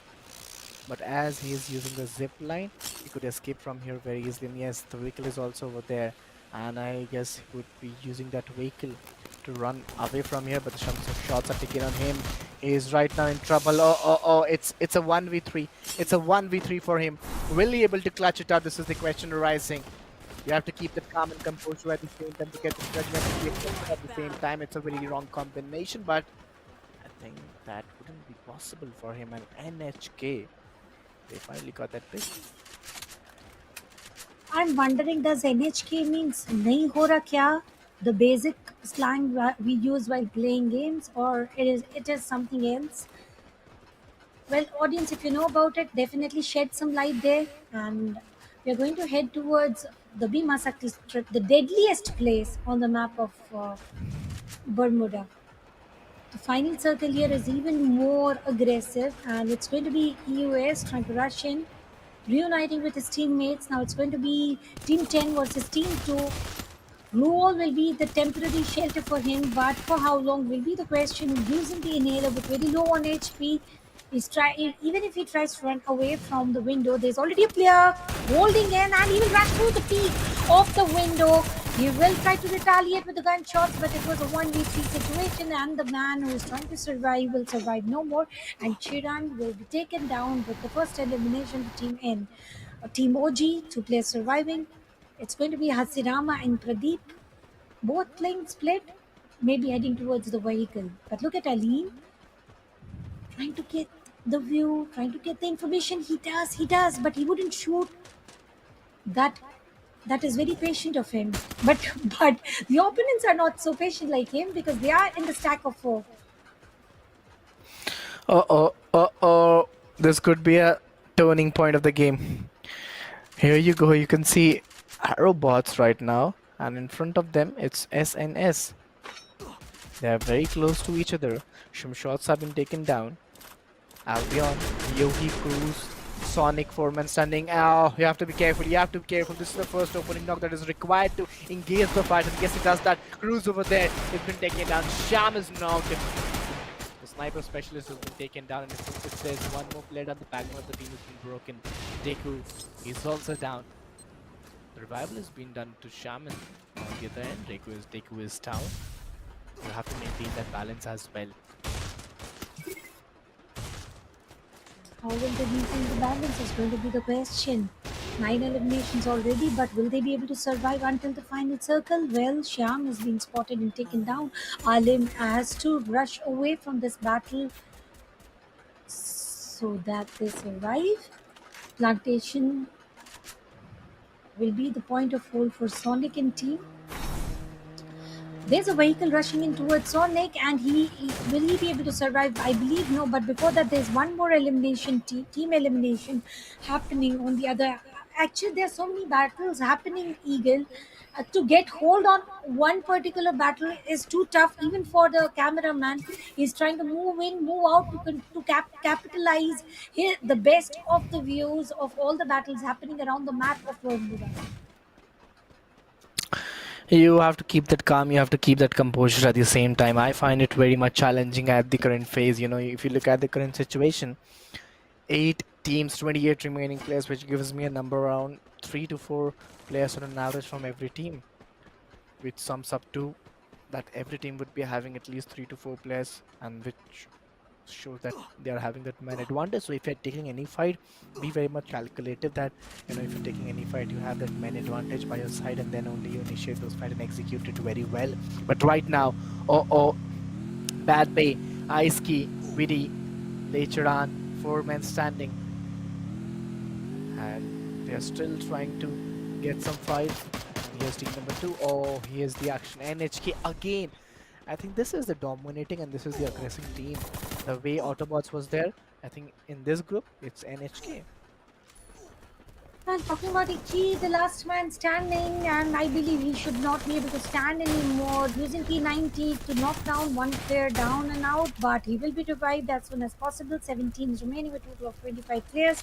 And team number 3 heading towards the safe zone. Bhima Sakti Strip still being part of the circles of the safe circle. And if we talk about the teams, if we talk about the teams, well, we do see some aggressive teams. NHK being few of the most aggressive by far. 6 eliminations is not too much, but is neither too less. It's going to be team number 2 versus team number 3 anytime soon because they both are running the same rounds towards the same safe zone. ABD is already spotted, tanking up a little bit of zone damage as well as some gunshots. It isn't going to be so easy. Some mid-range shots have been taken. Oh, the connection is also very much clear. NHK, three men standing. They have secured those 7 finishes point, but they are not ready to give up so easily. The hunger is too much, and there was few more finishes point out there. NHK looking very unstoppable, unbeatable out there, going in with that same intent again and again. Having a look at Team OG, no eliminations, no engagement, all 4 players intact, not sufficient loot as well. From what I witnessed, they don't have any throwables, and they've got control over one double-story house and very close to clock tower. Obviously, long-range weapon in the hands of Hasiram, trying to deliver damage, but couldn't convert it into any knock or something. I believe that shot also wasn't connected. Right now out of the circle, but definitely will try to make a move. The moment he pixel peeks, he is shot immediately. And then realizing that wasn't a safe place, he goes off route, or maybe the pattern of play which he was deciding is going to be a little different, going for the safer version. Yeah, we have to look towards the 28 players still, and they're still maintaining that man advantage. They're still maintaining that momentum, and this is the question what we were talking about. That if you have that man advantage, if you have that area, things wouldn't be so easy. And NHK, I could see another team, 3 LMs over here, and look at the finish feed. Another teams are also coming in action. Tanya, it's NHK 7 LMs, and they're still in the hunger to get the finish of point. Oh, that was a backstab, but the reflex, that was even much better. It's all about esports, ladies and gentlemen, getting those 13 finishes point. Looking phenomenal and unstoppable still in the game. Sonic, Yogi, Cruz, and Albion making one of the best teams. Well, they gave a surprise Thapa. Thapa, if you don't know, it's a perfect place where you just move in a sneaky way where the opponent are not even aware about your position, and they take away that entire squad vibe. Look at the elimination points. They might end up with exact of Autobots and. Eagle, I would request you. What is the full form of ARZ once again? Aerobots esports. Aerobots. Okay, they are playing as good as the team previously. 13 eliminations in the name of Autobots. Shyam. Obviously, this isn't Autobots, but ABZs are spread out everywhere. And a spot standing strong. Maxa being the MVP by far with a total of 5 eliminations on his name. Circle has taken its perfect position, but the players haven't. They're trying to go up in the open, using the canals to rush in towards the clock tower, and the backstab might once again be approached. And I would suggest this is not going to be a two-party battle. We are also going to witness third-party affair. Indeed, with the number of teams surviving, 4 teams can also engage in. Yeah, the way they are playing in, the way they are going in, it's really very important to go in with that same intent. 17 players are still surviving. 5 teams are out there. The by default map of Bermuda is bringing a lot of chaos, to be very precise. And now the question is that will they go with that same intent of save chaos in the upcoming stages as well? 14 eliminations. Well, they have already achieved too much to handle. Five eliminations on the name, and three players. Team NHK also surviving strong. It's going to be Amin who still has to open up his sniper and shoot some players on the other side to get those points. Look at NHK Juko holding himself in a good angle where it is going to be a good position not good anymore. The circle has taken its shift. Oh my goodness, oh my goodness. If you look at those fights coming in play, those mid-range battles, along with those sniper rifles, that is not very beatable to watch out for any other team. If you look at this particular team, it was Sham OP with a sniper rifle, and yes, he gets that. He gets that very nicely. That was a cheeky shot coming in. Team number 9 down the lane, very close to them. Have to be alert. Team number 2 out there. Look at the current situation. Well, there are 4 teams, 11 remaining players, and the most important thing that every team is having at least 3 players onto their side, which means that they have that man advantage, Tanya. 10 players, 4 teams, Sham being spotted, down on the knees and eliminated immediately. Well, now they are also a three-man squad remaining. Circle taking the shift, height advantage, no more. They are shooting towards the roof, and definitely the players on the top is also tanking up a lot of damage. He was barely surviving with the skin of his teeth. He's going to heal up. Gokul uses the inhaler. Juko holding a strong position inside the cover of the shack. They trying to rush into the MP4.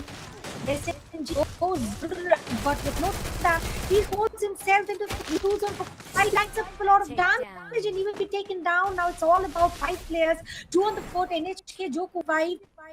A 1v3 situation, and obviously what we have always spotted is the momentum taking away the blue. Right now, it's very difficult to say that which particular team will get that booyah, because it's a 2v2 battle coming in from both the side, 2 teams, and each team is having that main advantage by their favor and the same number of players. And it's really very important that how actually you conclude and how actually execute. But these glue walls won't help you for a longer period of time. Again, it tries with those glue walls. He's taken one play down. The counter attack is pretty much better. But within a snap, it's a clear cut and a clear win as well. NHK totally rolling in and getting that booyah. The way they executed that battle was truly very phenomenal. I think we saw Autobots in the last game, in the first few rounds, in the group A. The way they dominated, same way NHK also dominated. Even if I talk about Aerobots in this particular game, the way Aerobots played, they were also very aggressive. They got those finishes point, but they were unable to get those place point in the overall area. So yeah, they must have those finishes, but if you have to maintain that balance, you have to get the place point and the finishes point both simultaneously. Well, to be precise, NHK played the game of survivors and Team Aerobots played the game of fighters. The amount of elimination points they possessed was as good as the Autobots that they played in the previous Yeah. group.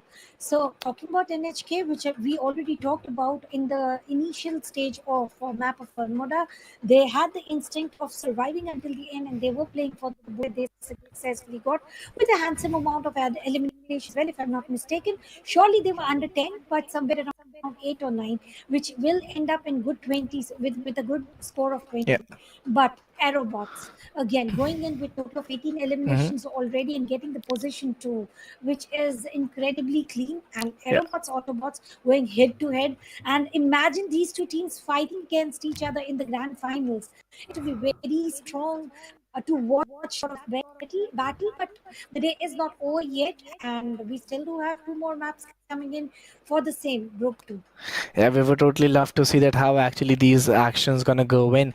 There are 2 more matches of this particular group, and then again 3 more matches of grand finals. So yeah, we are again waiting for those another 5 more matches for today's day to come, and we have completed those 4 matches. So yeah, we are pretty much excited. We are pretty much ready to go in with that same effort and same doability. But ladies and gentlemen, boys and girls, if you are enjoying the battle, please don't forget to hit that like button, subscribe the channel, share the stream with your friends, with your mates. Do show your support, because your support is really, really being very much important to us.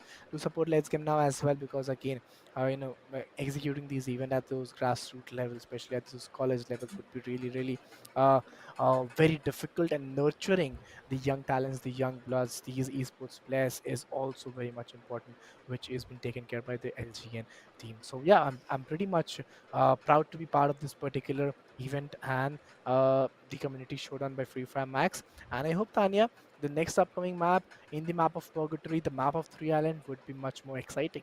Well, talking about excitement, sure it is going to be, but I have got something to talk about the team who just backed the Booyah, which is going to be Team NHK. They have got a proper fundamentals about about surviving as a squad.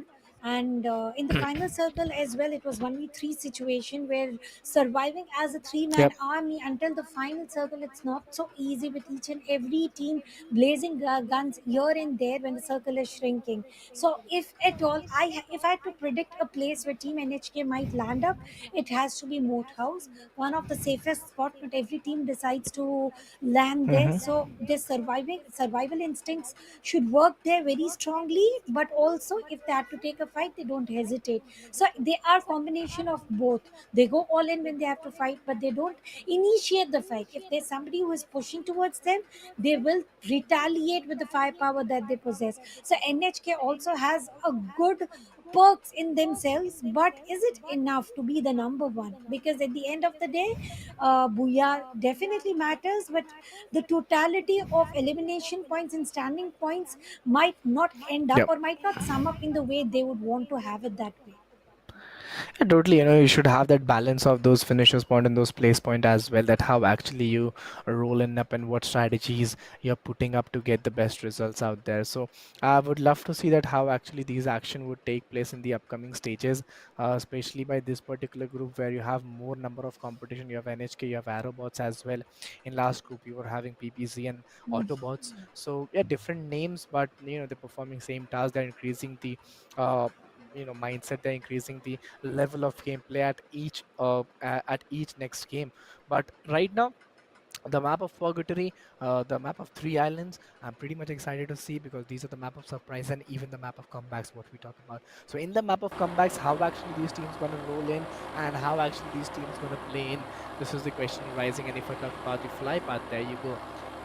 Starting from those north western parts of the region and ending around the southeastern parts of the region. I think this is the proper, I think I'll say the ideal fly path, especially if you want to go towards the moat house, as you said. I think that would be the ideal location for NHK. Moat House went vacant. Where are the NHKs? Well, they are landing in the most aggressive battleground, which is called as Brasilia. Uh, will they end up getting eliminated early because team number 6 is just around the corner? If you have a look on the southern island, they do have one team holding their Aerobots. Busy with the loot. Well, in the map of Purgatory, landing safely also matters a lot because you don't have much of shelter or much of hard cover, and all you have to do is possess best of the loots, and here the glue wall are the best soft shelters that they can have. And let's see if they are going to have in so many glue walls to get the final circle cover for themselves. They do have few vehicles here and there, health kits as well. Carnage will be the person who gets the first elimination or first knock on his name, and will he be able to convert it? Will be the question we will head towards later, because at this point we have everyone intact, 10 teams, 40 players going in to procure the best of the loots. Nobody is eliminated, nobody is down, all teams are going passive, which is least expected on the map of Purgatory. But I believe NHK inspired a little too much to every team that surviving until the final circle and taking the best battle is equal to banking a booyah. I believe they're trying to do the same strategy.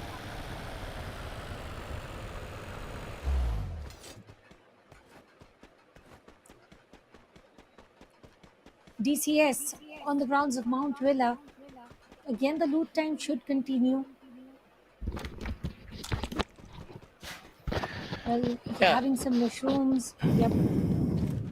Looking at the current condition, what I could see that these players, these teams are playing at a very, very aggressive level, as we saw in the last game as well. And right now, using the zip line, trying to go in from here to there and finding a good way and even a good area to, just get a best condition out of there. DCS, they didn't got good numbers in the last game, and they'll try to get some good numbers in this particular match. Right now, if I look at Carnage, he's been taken down and the revival process couldn't be done. And yes, finally it's been done. Mount Villa totally under the possession of Team DCS. If we get a view on the entire map, we definitely would get the entire knowledge about how the circle ends up. But before we go there, Pranav has spotted an entire team right under their nose. Is he going to initiate the battle? Is he going to initiate this fight? Yes, he does. But before that, look at Zoro Spidey. Spidey, and it's going to be Snoop Dogg trying to rush in, and they are the one who initiated this battle. Spidey down on the knees and eliminated in just few nanoseconds. It's team number 1 versus team number 5, where I considered height advantage will be able to procure few extra eliminations, but nothing as such. Snoop Dogg trying to sneakily go towards the tip of the mountain where team number 5 is waiting. And Snoop Dogg will have to heal himself. SMG will not work against shotgun. He is down on the knees. Oh my god, right now looking at the current condition, DCS, Pranav, Hack, Carnage. Well, there are 4 men standing with those 4 LMs. This is the ideal start what we look for. If you have those man advantage, if you have those players advantage into your side, you would totally try to roll in and get the best condition out there. And 37 remaining players, 10 teams are there, which means most of the teams are having 4 men strong advantage. And by the end of the circle, everybody will be revived. At this point of time, if single player is eliminated, they are going to get resurrected without a doubt. But these crucial points are going to matter a lot. Spidey, the last man standing for his team, if he stands until a few more moments and is able to escape, the legacy of his team continues in the map of Purgatory. If not, they will be put to sleep. Let's see in which direction they go, because 5 players have been eliminated. Having said that, it's 34 players in the lobby, 10 teams, 5 player. Team number 5, they are having a good rotation, to be precise. They are having a good read about where they're not going to have to counter any fights. Going in, looting a location, taking a rotation. They're very clean on the map of Purgatory as compared to what they went in all berserk on the map of Bermuda. I would love to see few new names coming up and trying to dominate in the game. Let's see, will we get a chance to see few new names, few new teams coming up and trying to get their name over here. But this wouldn't be so easy. You have to keep that calm and composure. Right now what I could see, some decent slow and steady approach by each and every team, some silence in the lobby. And yes, this is just because that every time there's a phase coming in every match, that where you have to keep a hold and you have to keep a composure, and then after that you can take those amazing fights that are coming in. Absolutely. Playing edge to edge, playing on the circle, going as safe as possible. There's a vehicle on the grounds of Brasilia. They're also playing pretty safe. Adam, Sham, Deku, Maxa. Well, the best loot zone is on the name of is in the hands of this team right in front of our eyes. Team Aerobots playing together. There's one thing that we witnessed right now.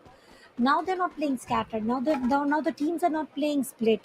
They're trying to stick to with the team, so that if at all they're knocked, they should be able to get revived. Trying to push in on the zone. On the zone restriction. Well, Zoro is never too scared to rush towards a place which is not even safe on his name. Using the glue wall destroyer. Now heading towards the vending machine. He wants something. Let's see what does it get for himself. But Look at the long range fight. Oh my Gatekeeping god. tactics. Well, this is something as wonderful and mesmerizing since the start of the days of Free Fire Max. The gatekeeping that we are dominant, we are holding it first, and we won't allow you to enter. And that is the exact play set from the team number 7. Oh my god, oh my god, this is just going to be so terrible for the opponents. Those amazing shots in the mid range, trying to trouble them Double out. And yes, the takedown. elimination has been done. Last one or two players standing from the team. No, it's three players standing from the team, and they're totally trying to run away from here and escape this fight, but this wouldn't be possible. Even the zone is trying to bang them out. The shrink of the zone is really, really very important. If you are not maintaining the same consistency and same durability, this would be very, very difficult for them to be going in with TCS, Pranav, Hack, Carnage, four-man standing. They're totally trying to roll up in the zone and get the safest position out there. Safe for how long will be the question. Leaving the central, heading towards the mainland. The zone is going to close in as well. Carnage already crossed the bridge, and he will also. Coming back to Juke, Juko, he is also safe as of now. Mount Villa, Team NHK struggling too hard. The same strategy did not work. Surviving as a squad until the final circle and then picking up the fights. Krish and ABD, they are healing themselves up because they still have a lot to run. But is ABD aware that there's a team number 5 just near to the golf course? If at all he's spotted, the vultures are going to eat him up. We have to actually look forward to it, that how actually these battles are taking place. 32 players, 9 teams are right now over here, and still they're trying to find out a way, still that they're trying to find the way that how actually they could enter the zone and get a safest place along with those finishes points. So this wouldn't be so easy, but anyhow you have to get the position from there. Finally, Team DCS entered the safe zone. On the other side of the bridge, Alan is spotted by team number 9. And for how long will he survive will be the question. And here comes the third party, Team DCS, trying to take players down one by one. A lot of damage already delivered and also a lot of confirmation should be seen in no time. Alim down on his knees and on the verge of confirmation. In yes, indeed it does. Team DCS possessing total of 9 eliminations on their name, using the launch pad, one of the smartest move, going aggressive. Oh my god, look at the current situation. 31 players are there and 9 teams, which totally suggests that they are totally trying to get those advantages of numbers into their side.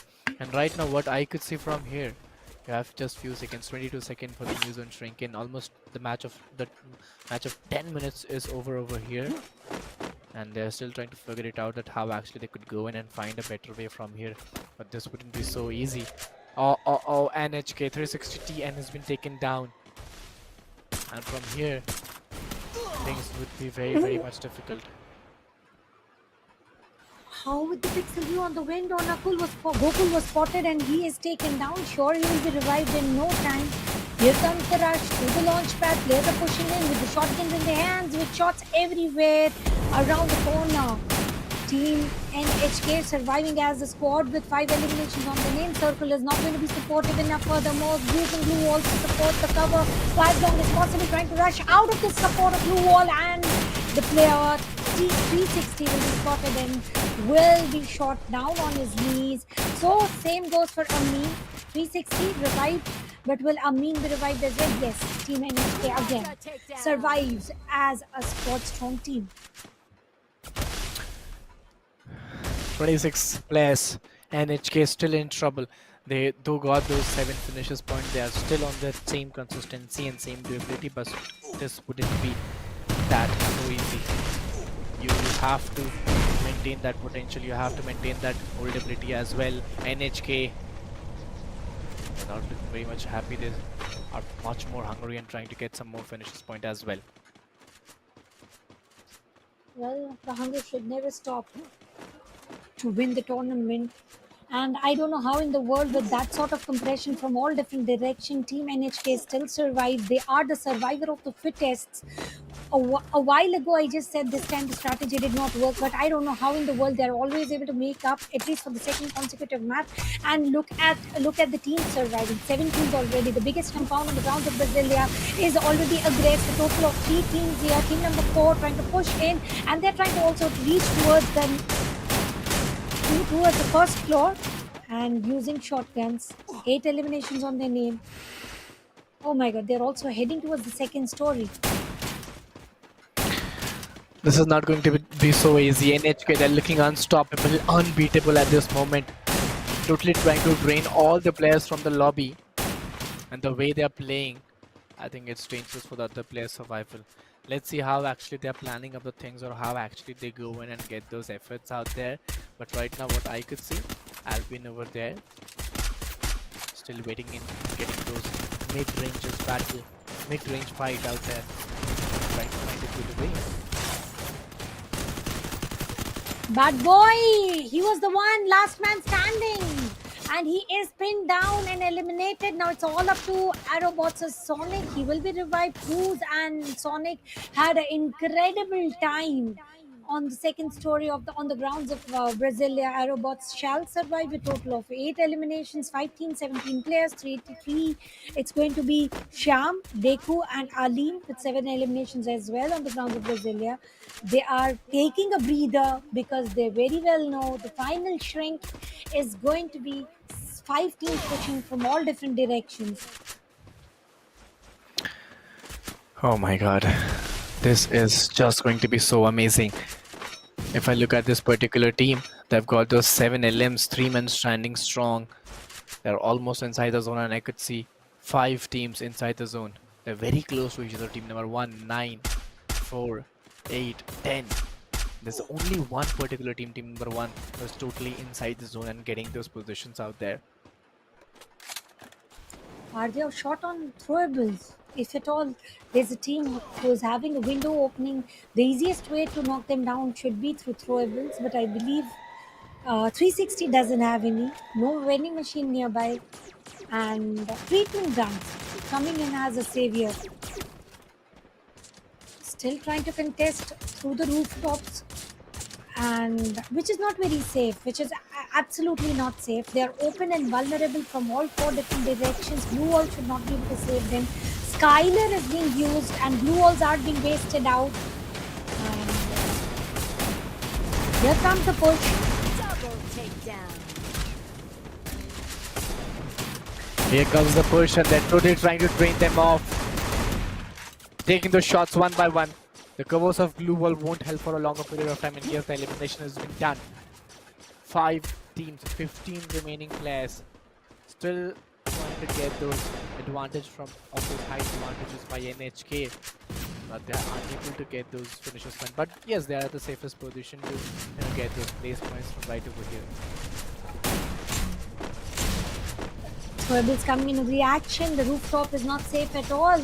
This is the map where we can say real battle incoming, because the fight will be between the final circle with the lower grounds and the upper grounds.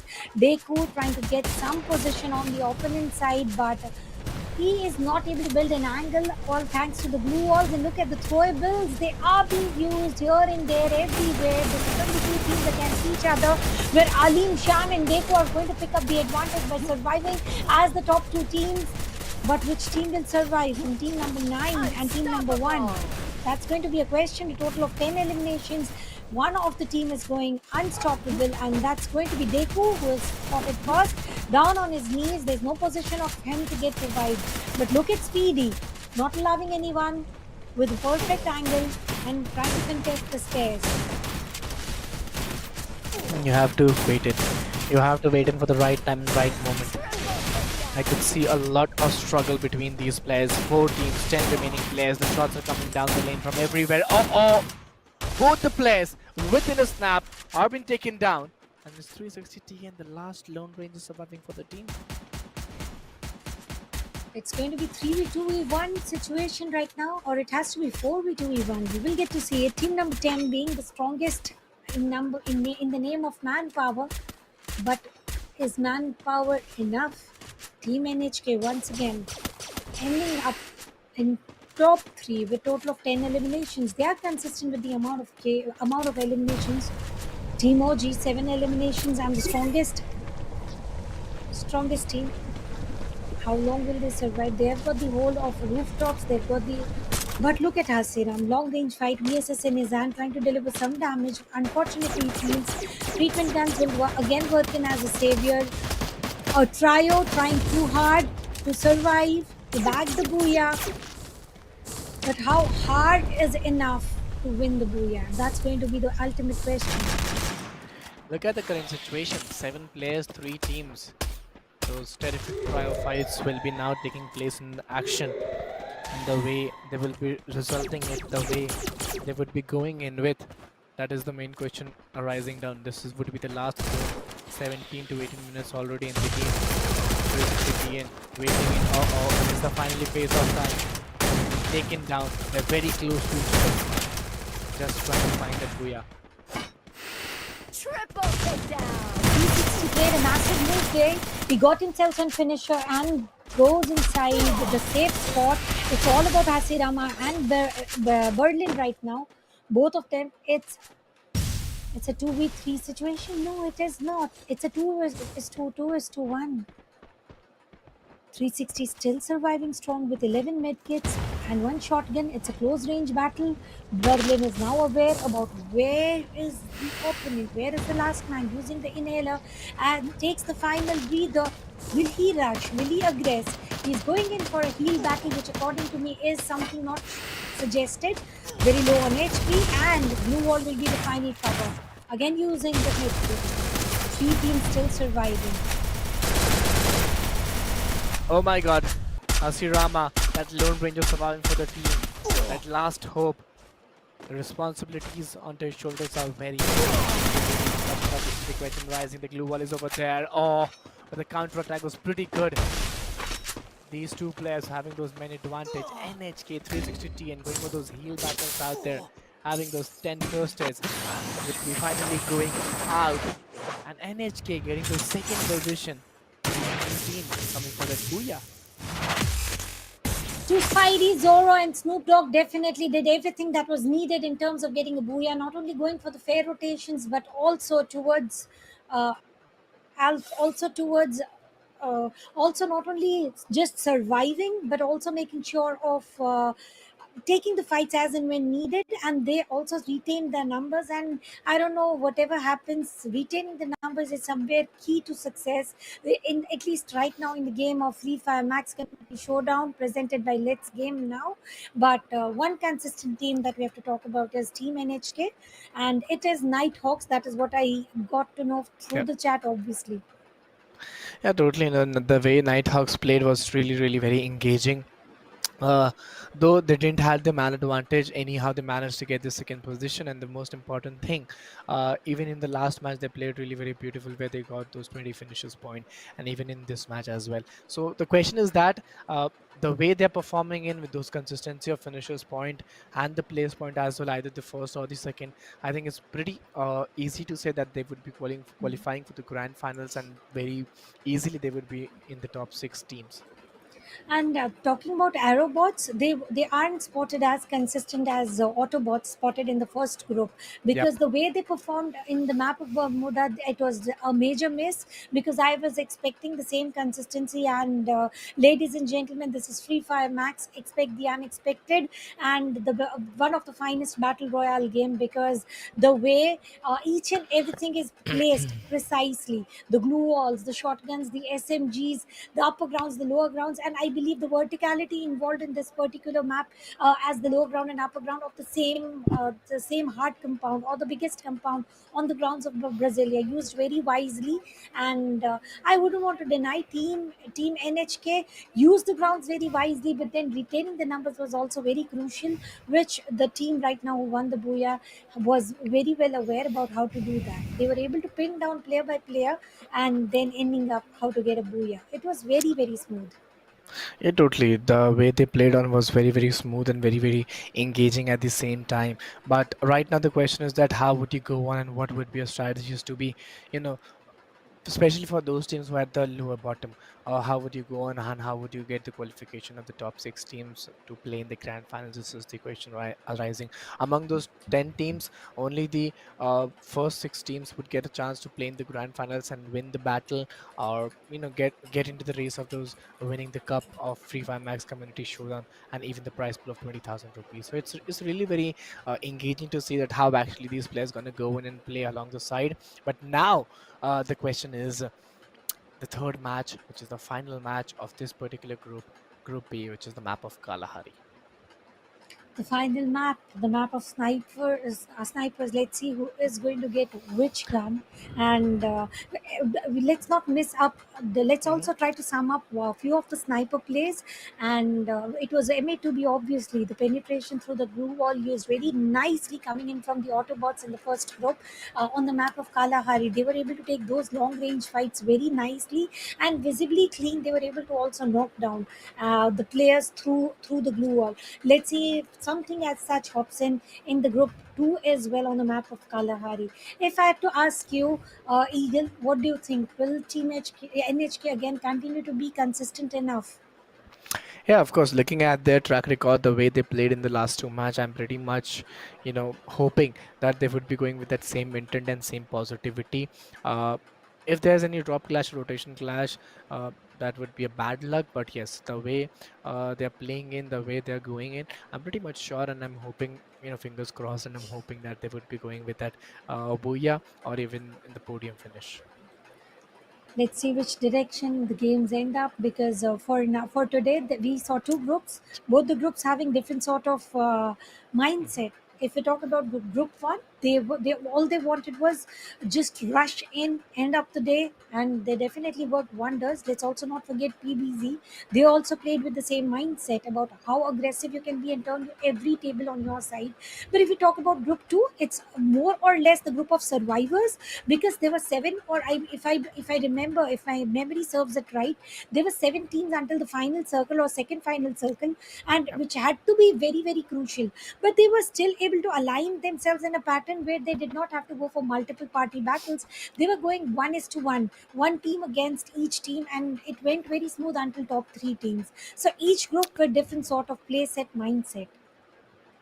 Yeah, totally. We have to follow different mindset and different game patterns to win the battle. There's not only one path to get the, winning position. There are different paths which has been followed by different players or different teams. So yeah, we have to look towards it and we have to judge, sitting along at this side, because the grass is always greener at the other side. And what I feel that every teams feel that, that team is playing very much better, that team is performing very much better, and you feel very bad for yourself. But you shouldn't. The way every team is playing, giving you 100% with honesty, putting all your efforts, especially at the LAN events, this becomes very much difficult for every player and every team out there to perform at this particular stage. And if any team is performing, I think they're totally giving their 100%. Coming up to this stage, not even qualifying, but giving your 100% is the most important thing. Agreed. Because participation is the key to success. Because if you Yeah. keep on trying, participating, and definitely there comes a day where you might be acknowledged as the top few teams in the Free Fire Max community.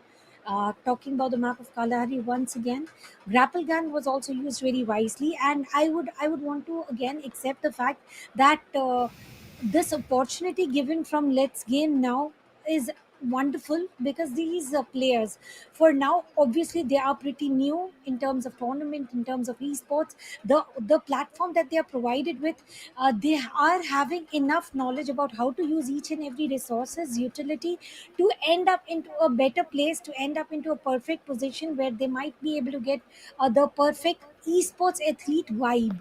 And they are able to get that uh, exact mindset: surviving, aggressing, usage of utility, usage of resources, the perfect rotation, that momentum and the timing of the aggression. And if this is the start, I believe sky's the limit.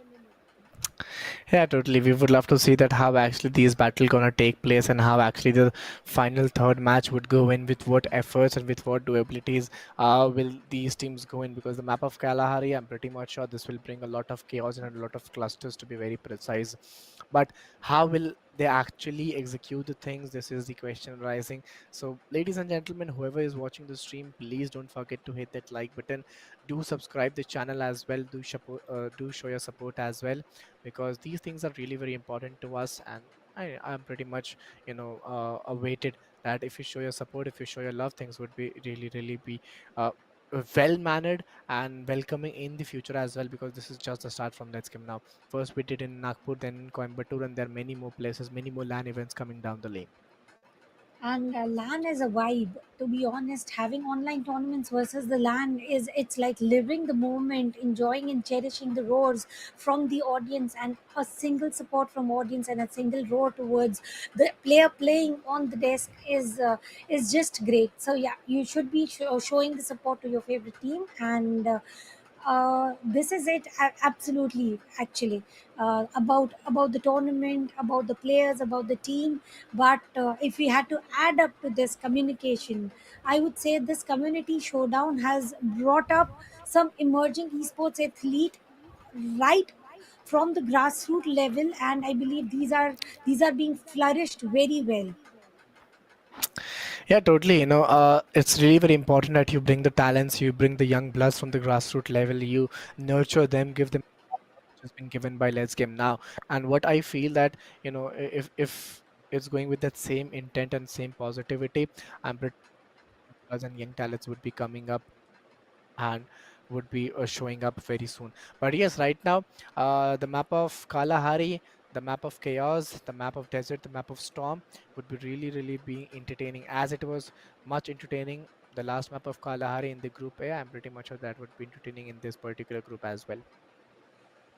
The Let's see which team is going to take away the first hands or the first knockouts, because I did mention that this team is of survivor, but this group is of the survivors, but this is the only group who were able to eliminate an entire team within the time frame of 2 minutes, which did not Hmm. happen in previous group.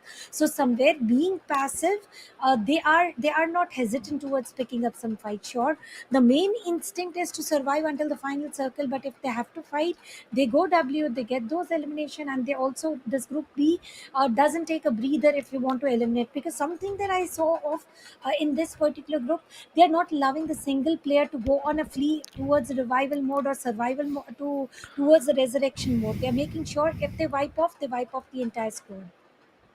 Yeah, totally. If they wipe off, they'll try to wipe off the entire squad. And right now, we would love to see very soon the match would be starting, and we would love to see in the map of Kalahari how actually the things will go on, how actually with what mindset, with what plans are the players coming in, because now their qualification is on the stake. And if you want to qualify, if you want to get a chance to play the grand finals and win those 20,000 rupees and the bragging rights of Free Fire Max Community Showdown Coimbatore, so this is your final chance. This is your final go for the Group B. This is the final chance, and remember, whenever we go for swimming, we take the biggest gulp of air for going in for the final stroke, and this is the exact time where all the teams participating from Group B are going to take the biggest inhale of the air available, and then they are going to go berserk. And since two previous maps, they haven't been very aggressive, and this is the time, because not everybody, not every map, not everything is made for the same set of play. Talking about arrow bots again, uh, in the map of Bermuda, they were not at all passive. They were all about going in, rushing towards team, fighting in, and trying to procure as many elimination points as possible. But if we talk about the map of Purgatory, they went for some split approach, which did not end up in their favor. They went in for some survival instincts. That again did not work up in their favor. And if my memory serves me right, they were not even able to procure four elimination points. So which is very scary. The graph goes this, and consistency is the key towards progressing and find yourself a slot in the grand finals. So you have to make sure, what NHK is doing right now. They are procuring some handsome amount of elimination points and surviving until top 3. They are balancing the elimination as well as placement points, which is going to help them to continue their journey towards grand finals. Let's see how actually they're planning up the things, and how actually their strategy looks like, what actually they feel upon to get the best results. But right now, very soon we would be going for the map, and we would be watching that the map of Kalahari, what actually these things are bringing on the table. uh, either we would see a lot of fights or a lot of battle coming in play. Either we would see a passive game, as this is a do or die game for the teams at the lower bottom, but a well-mannered game for the teams at the upper areas. Because if you are at the top three, top four position, you would be going, really, really at the attacking side. But if you're at the lower bottom, you would be going for a passive game. So I would love to see that how actually this is going to be. Uh, if it goes passive, then I believe in the map of Kalahari you do not have much of cover, and all 10 teams surviving until the final circle is equal to utter chaos, nothing much. And it would be very interesting to see as well. Imagine all 10 teams, all 40 players pushing in towards the survival mode on, and try to win, which is merely what we can think about, which never happens usually. But if this is exactly what they are planning to do, let's see how does it end up, because it's going to be ruckus, it's going to be chaos. And yeah, who is going to survive the best, having NHK in the group? They are the survival of the fittest, they are able to mold themselves. Either ways, when they lost two players and surviving barely, not even crossing the safe zone, crossing towards the safe zone, tanking up all the blue zone damages and trying to go towards the circle, still they managed to survive. They healed and they survived until top two, which is incredibly great. Let's see how actually they are planning up the things in this particular last match of the Group B, because after that we would be moving to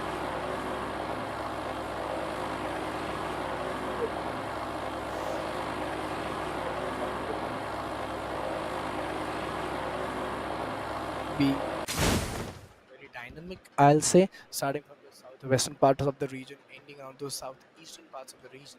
And I feel this would really help the players to catch, the major locations, and avoid the drop clashes as well. Highest resource loot zone being the refinery, but everybody wants to dodge it because you know the reasons. You don't want to get eliminated early on. You want to survive, and this is last of the chances for yourself to go ahead, grab a position in the grand finals on the grounds of Maze. It's going to be God. It's going to be MXX, Ranger, and King finding a good position on landing and trying to grab best of the loots. But we do see some knock feeds happening. It's going to be Team NHK against Arrow Bots, two strong contenders against each other, getting some knocks. And this time, I believe Arrow Bots are trying to rule the charts, not going for the safe strategies. Few teams are meant to be aggressive, and this time they are starting right off the bats. 9 teams surviving, with a total of 34 players remaining in the lobby.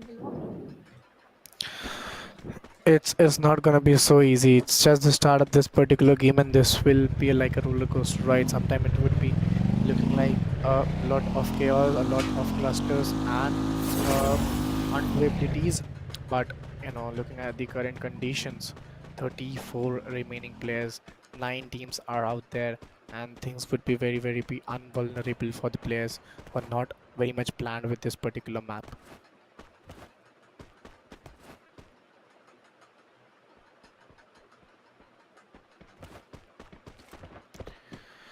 Right now, looking at team number one, they are still holding in, they are still waiting in, trying to give that same intent, trying to give that same potentiality and doability as well.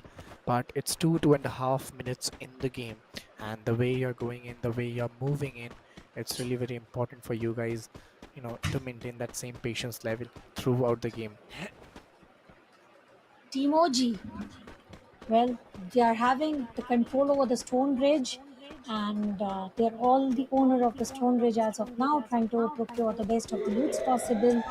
And the zone will take a shift in near 5 seconds from now. Vending machine nearby. Obviously, they are going to get upgrade the best the loots. But look at stone bridge. There's one more team approaching nearby. Will this be the end of one team? Let's see how actually they are going up in, how actually they are planning up the things. Because right now, current condition, we could see some fights, and yes, Aerobots Esports again showing that same intent and same aggression, getting the players down one by one. And they follow the same strategy, divide and rule. On the other side, Rochi and Hasirana. Asiram trying to get a view. delivering a little bit of damage or at least showing the presence to the opponents. One elimination in the name of OG, Stone Ridge, the place with the highest contestants right now. Well, they've been spotted, taken down, arrow bots on the roll. 6 eliminations already on the name with all 4 players standing tall. And the 7th confirmation right here. Again going strong as they were in the map of Bermuda. Again, the same kind of start, again, the same kind of gesture, and the same intent by each and every team. The way they are playing in, the way they are going in is truly, truly very phenomenal. 4.5 minutes in the game, and it's just the start. It's just the opening of the game. The way they're playing it, Spidey, Zoro, Snoopy, 4 men standing. So they would love to do so. Council Hall it is. They're rushing in. Will Alan survive this? Team NHK, the consistent team of one player just roaming around in the open, and I believe this is hurtful to team number 1. They are trying to hunt him down, pin him down, and yes, they are trying to cover him from all 4 players because they're aware about it and they know the exact angles. There's nothing much Alan can do about it, and he will be spotted, taken down. Sure, Resurrection will take its course, but going so open in the ground right in front of 4 players, which was a little more risk that he could have afforded in. Right now, to be very honest, if you look at the current condition, what I could find that the players are trying to be a little patient and little patience, show the little patience over there in the game.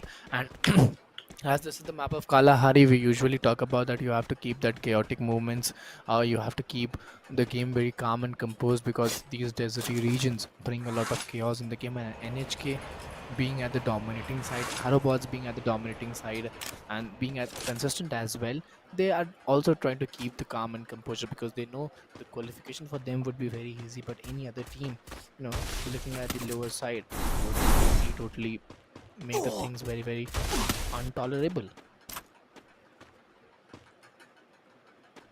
Wavefront it is. Let's see who can tolerate what over here. Sure, the situations do turn intolerable, and it's going to be Team NHK once again. 4-man army. Players trying to aggress, players trying to push in. And the long range, the play, it was a bait and switch play coming in from the other side where Gokul definitely fell for the spray. A player moving in, dodging in front, back and forth. He was trying to notice that particular player nearby him, but then there was a player on the long range keeping an eye on him, an eagle eye on him, and takes him down. It's going to be Maxa, Deku, Sham and Ali now trying to go up the ground, which is definitely not very safe, and he will be spotted. You all will save him for nanoseconds and not anymore. Maxa will be spotted, will be taken down, followed by second player as well.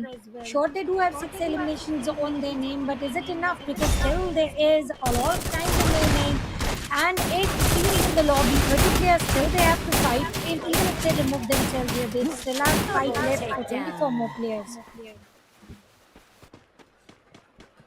26 remaining players, 8 teams out there, 360T and Gokul. All of them are trying to maintain that same consistency and same holdability over here. But right now, as this is the last game, any team doesn't want to take that risk, doesn't want to take that momentum out of here. OG Adi still waiting in 7.5 minutes in the game. And the most important thing, along the side, you're watching the game along the side, you are having fun. Please don't forget to show support to your favorite team. Yeah, please be there while they are doing the best that they have right now in their hands. Natural airdrop right around the corner. Getting some good loot from their vehicles also under their name.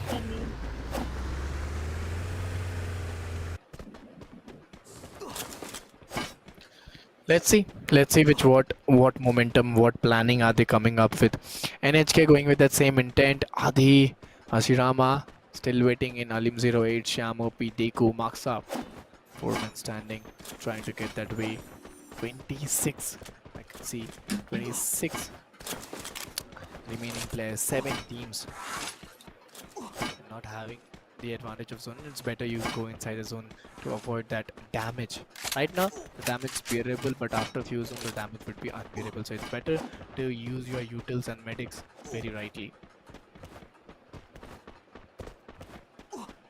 Tanking up a lot of zone damage from Team NHK. Sure, they are the survivors, but this is a little more riskier approach they are trying to go for.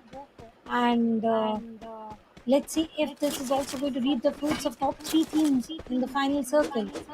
Talking about team Spideys and Snoop Dogg and Zoro, we are on the edge of the safe zone, and they're also trying to gatekeep. They might be having some information which we are not aware of about the teams trying to push in. Having a look at the team number 9, UAV has been deployed. They do have an information about one of the players is just around the corner. What is Alim deciding to go for? Well, he's not watching. He's not watching. He has the information, but he's not doing anything about it. He goes under the grounds of near the refinery. You have to keep that calm, you have to keep that composure very rightly. Alim 08, Autobot Sham, OP, UCG Deku, Moxa, 4 men standing, 11 elims. And yes, this totally shows that how actually you have to go in with that what intent and what potentiality you have to perform the things. Looking at the current situation, this wouldn't be so easy the way they are moving in. They're just trying to hold that composure. Alim, Sham, OP, Deku, 4 men standing, 12 eliminations. Left hand side, things are very vulnerable to be going in with. 13 eliminations on the name, Team SNS. Pretty safe, pretty strong. The big one team which doesn't look very strong is going to be the team on the other side of Team NHK.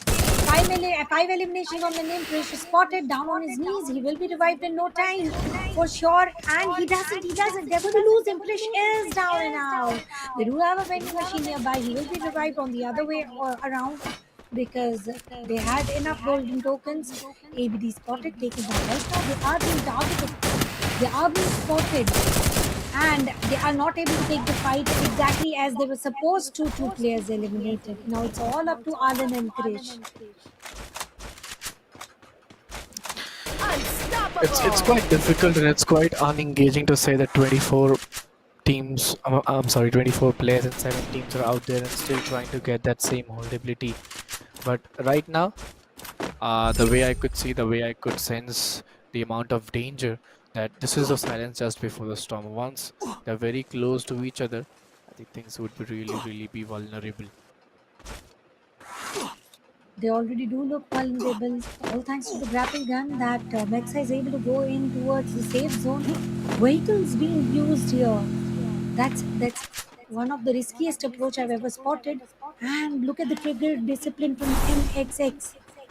Realizing that there's not a single player, it was a jeep filled with 4 players, but he showed his opponents is he turning himself into the bait? Well, while taking this decision, this turns out into the riskier approach.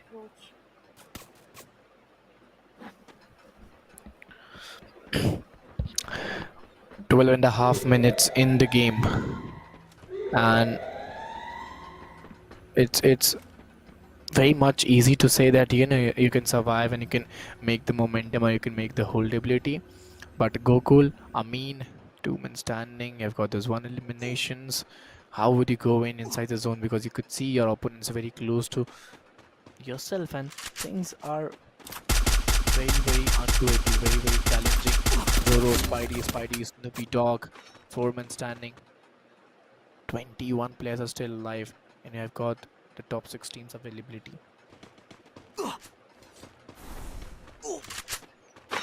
Zoro very low on HP, and so is Snoop Dogg. 2 players down and out. Here comes Ranger with a shotgun in his hand, trying to get those extra confirmations.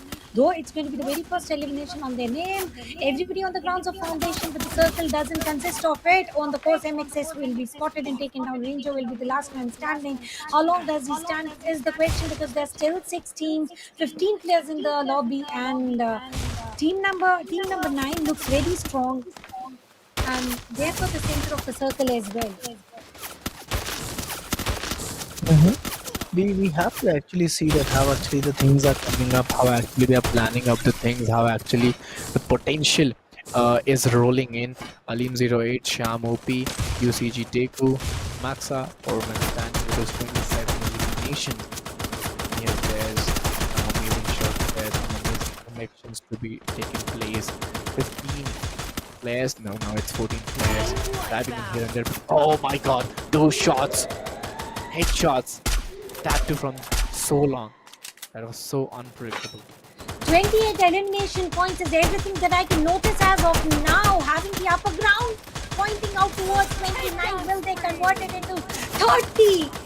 This is incredible play coming in from team. Oh my god, this is something which we did not witness in the group one. These are the real hungry teams. These are the real thirsty teams.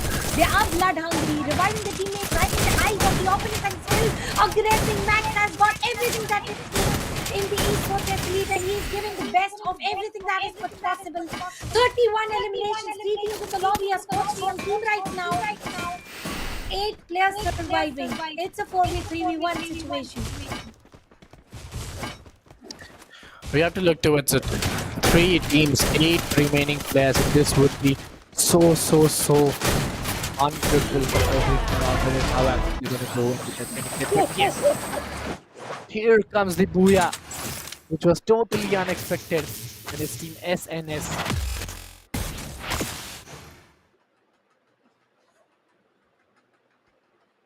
This team entirely bulldozed the opponents. There's nothing much more to say.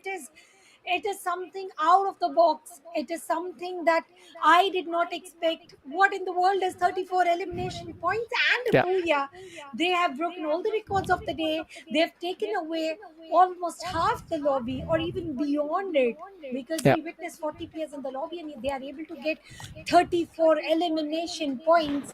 And I believe this is a score which no team can contest, even coming in even in the entire group remaining, because this happens once in a blue moon, and team SNS roared it. Yeah, totally. The way they played was truly very fantastic to watch out. I'll say, it just due to those man advantage which they had in the last few moments, that totally rolled in up, and that was really very impeccable to watch out. If I talk about the other few teams, they really tried well, but they were unable to execute their plans as they didn't have the man advantage as well at the same time. But yes, we have completed the Group A and Group B matches. 6 matches have been done. Now we would be moving towards the grand finals very soon with the top best 6 teams from each group, which will be top 12 teams. But right now, ladies and gentlemen, we would be going for a short highlight break. Till then, stay tuned and keep supporting us.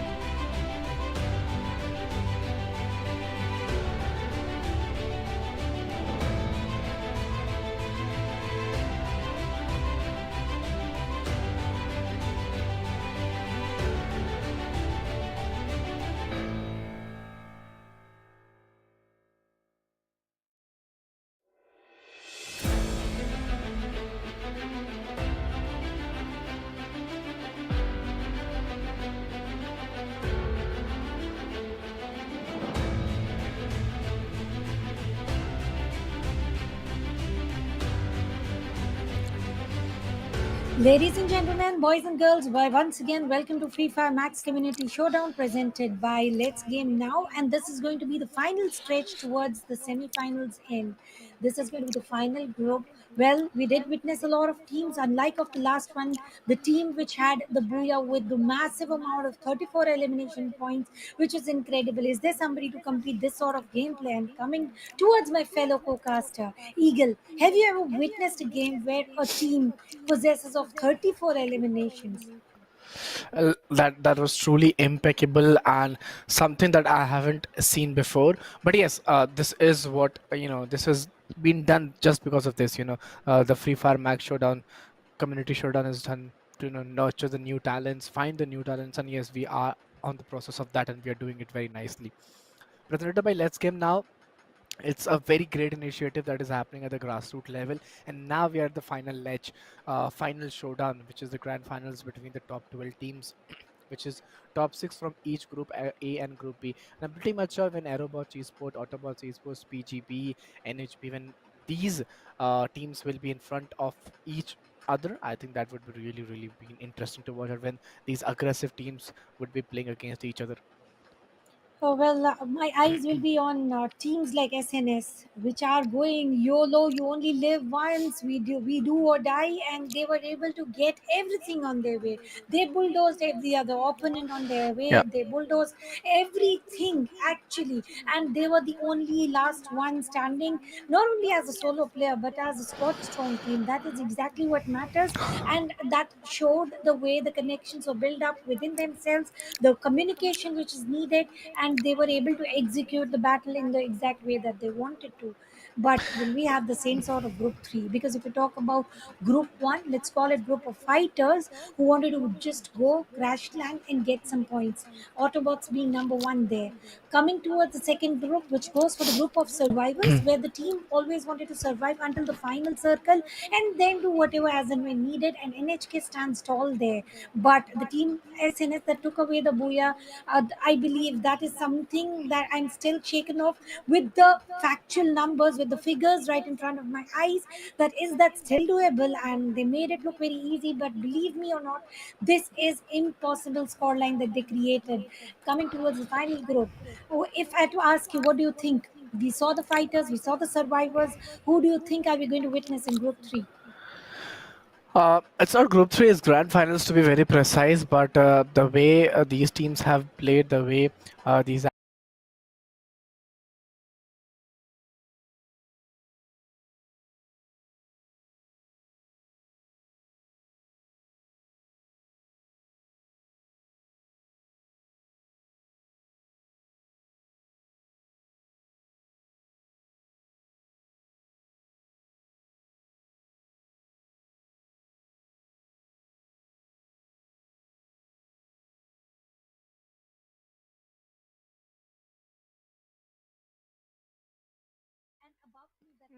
Round 1 was taken online with a total of 12 groups and 48 teams qualified, out of which there was round 2 that happened. 4 groups were distributed and 20 teams were then qualified.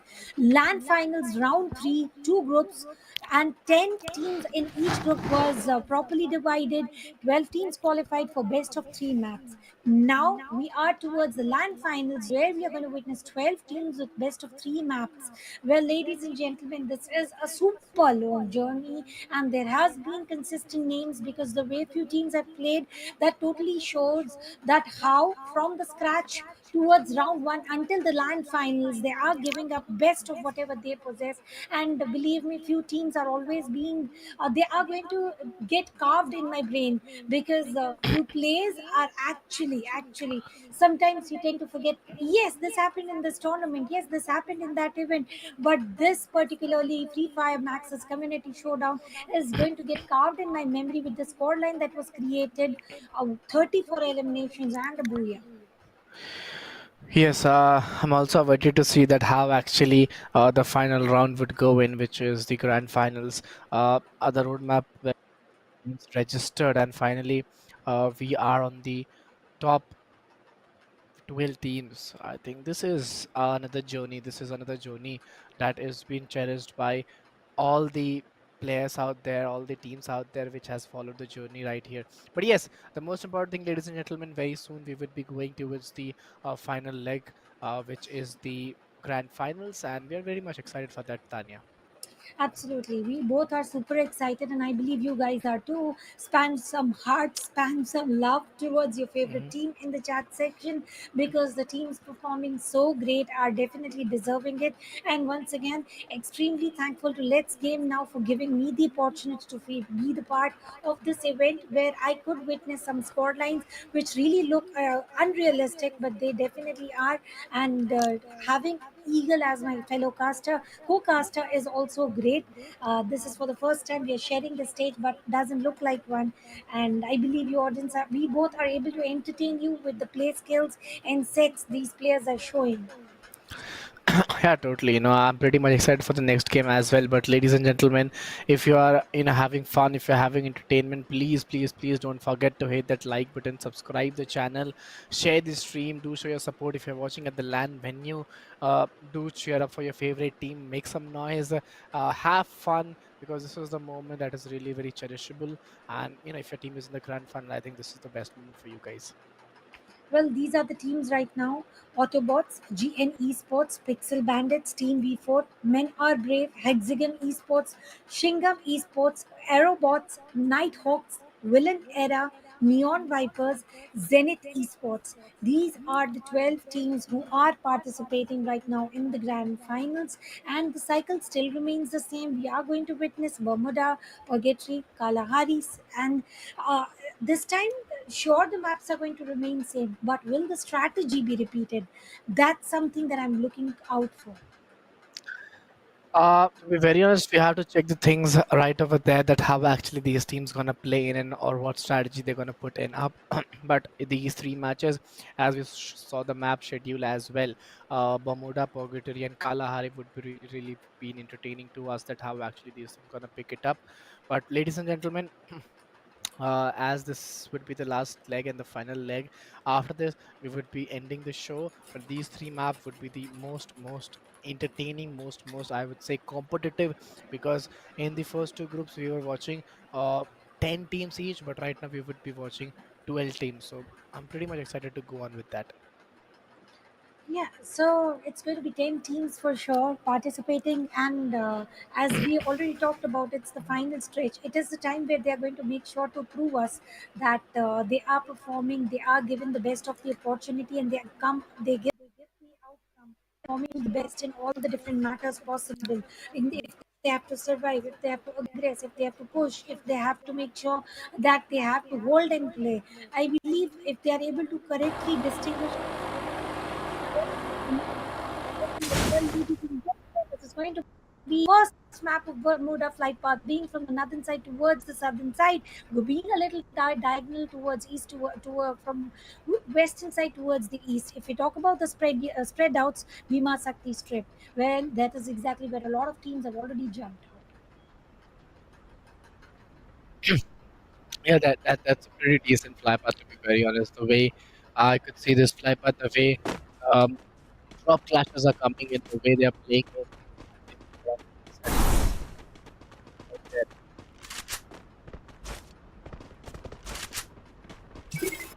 Center of the map near to the peak, team number 4, Autobots, holding themselves quite strong, but northern side looks a little more congested, with Team OG Hasirama is down on his knees, and revival stands no point here. Instead, resurrection goes easy. It's going to be the area of mill where team number 4 and sorry team number it's going to be team number 8 and 11 fighting against each other. Team OG struggling to survive. Pradeep is out on the knees. Blue will be deployed, but will that deployment be any helpful? No. Aditya last man standing.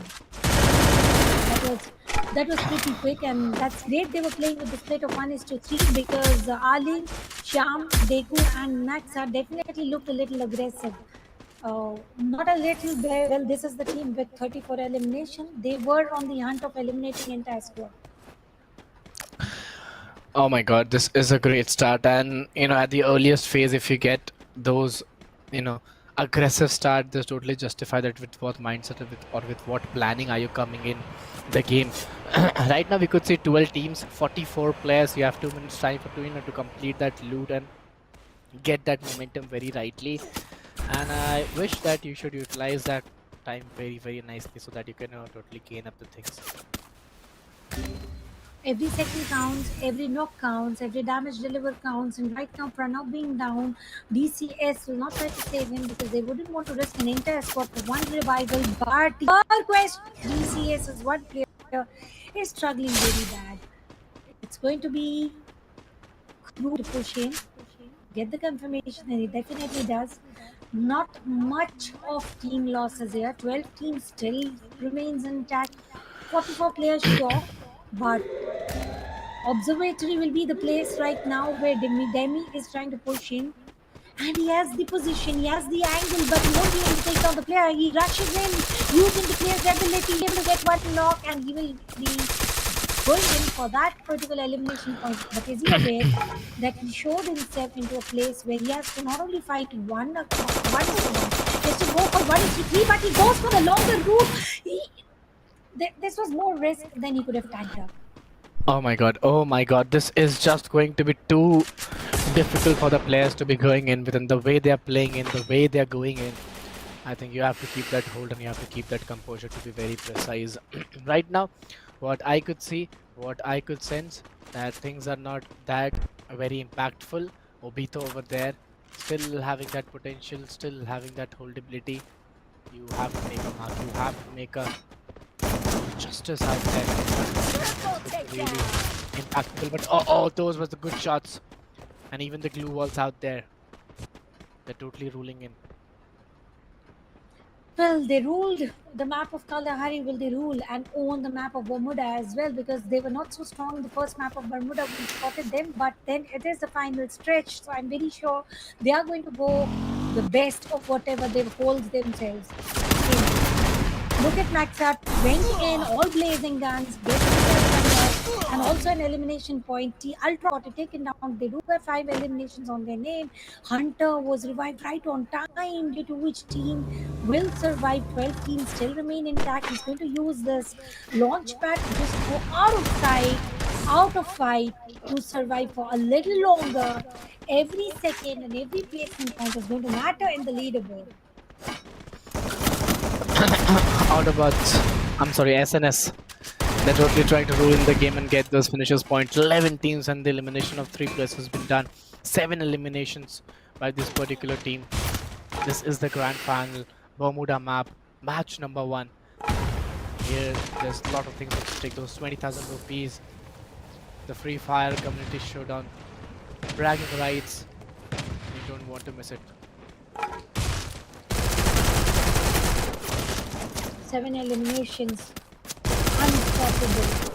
Trying to push in, and Sham will secure one more. Tiger is put to sleep. 8 eliminations already. 11 teams now in the lobby. Worst team to get eliminated. Arrow will be spotting one of the players with the advantage of higher ground, but on the course, the player Ace was knocked down, and he was not able to put one more player down on the knees, due to which the player was revived. So all the efforts was wasted. But look at Demi with the shot, and he pushes in, he knocks one down, goes in for the confirmation, but here comes the trade on the way. He will be traded because he's very low on HP, and yes, he does get traded. It was a little more demanding. It was open ground, no cover, no zone support. Ali will be down on the knees, all thanks to the perfect grenade, but he will be revived. Oh my god, again the use of those glue walls over there. Takedown. And that was a pretty good connection. That was a pretty decent connection coming in play. SNX, Masa, still waiting in Sham OP, UCG Teku, Maxa Alim, 4-man standing. They've got those 10 LMs out there. 6.5 minutes in the game. 41 players are still surviving out there. 11 teams have to maintain that consistency and the man advantage as well. Double takedown. Let's see in which direction the match will go. At this point of time, Raindrop gets double their takedown with total of three eliminations into the entire team's name, but there's a lot of zone. There's a lot of blue zone that they have walked through. They have to walk through. And coming back towards Autobots, they are playing pretty safe this time. They don't want to go all in. They want to survive until the final circle. They also want to procure the Booyah, which they were definitely able to get in while they were playing into the group stages. Jeep working wonders towards entering towards the safe zone, going for the longer route, and they are heading towards vending machine because there stands a huge responsibility. They want to revive the teammate. Let's see how actually they're planning up the things, how actually the thought process looks like, what actually they're thinking of, and what I feel things would be not that easy for them to be going in with 42 players. If you look very closely, they are still surviving and trying to get a good hold. I'm noticing each and every team is trying to rush out of circle. They're not trying to push in. They don't want to reclaim the circle. They are focusing on the rotation, and that is exactly the right Double time. takedown. Funny will be spotted, and Demi gets his triple. Still out of zone. He want to remain out of sight, but little does he know there is a team number 10 just above his head. And if he runs in the open, he might get taken down. Rotation's going pretty long for each and every team. Is for Booyah. Shyam, one of the strongest players, spotted and taken down. Where in the world is that fight happening? I wouldn't want to miss Shyam and his fights, to be honest. Oh my god, 41 remaining players, 11 teams out there still trying to find out a way that how actually they could roll in and go into that same intensive approach. BBZ, Cherry, Anji, 10 waiting in to find the final way. 8 minutes in the game, and you have to keep good composure from here, I'll say.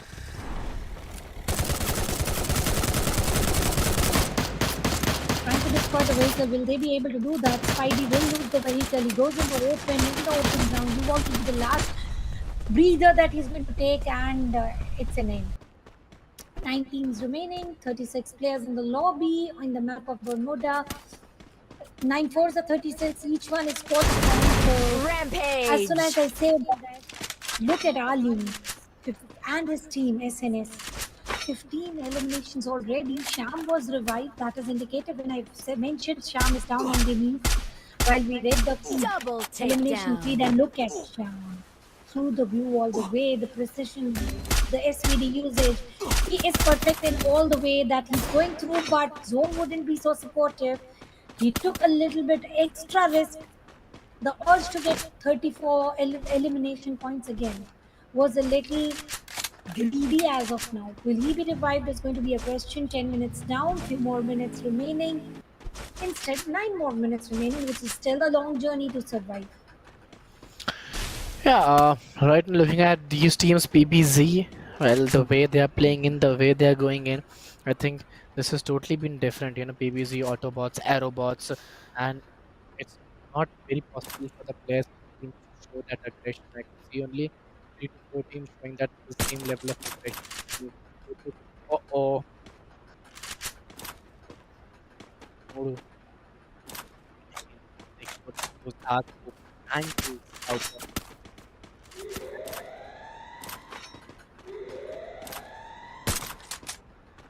But will he be able to get away? That's going to be one of the questions that I always look out for. Long range battle. Noor is trying to get.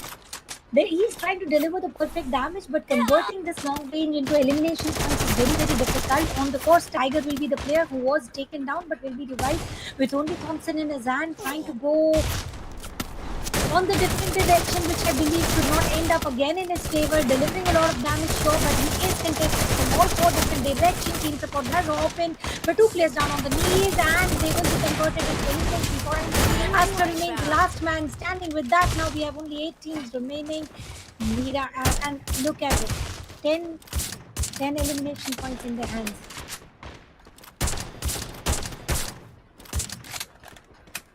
Oh my god, 8 teams, 31 remaining players. If you look at the average as well, I think that is not too easy. And things are going vulnerable. Things are going too vulnerable. You have to make the calm and control. I find it pretty much challenging. If you look at this particular team, they're still waiting in, trying to find a good way, trying to find a good potential out there. Let's see how they're going to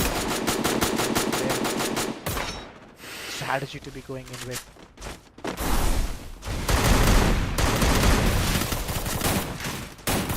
Well, talking about the strategy, elimination points is all the strategies that Team SNS is holding right now. Not even a single player lost. They are creating mazes out of the blue wall, rushing in with shots to get in.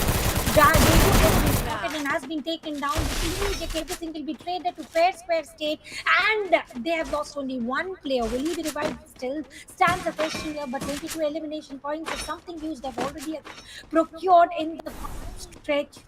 Bhima Sakti strip, one of the strongest grounds for Team SNS, and now 17 players still remaining with few more minutes in their hands.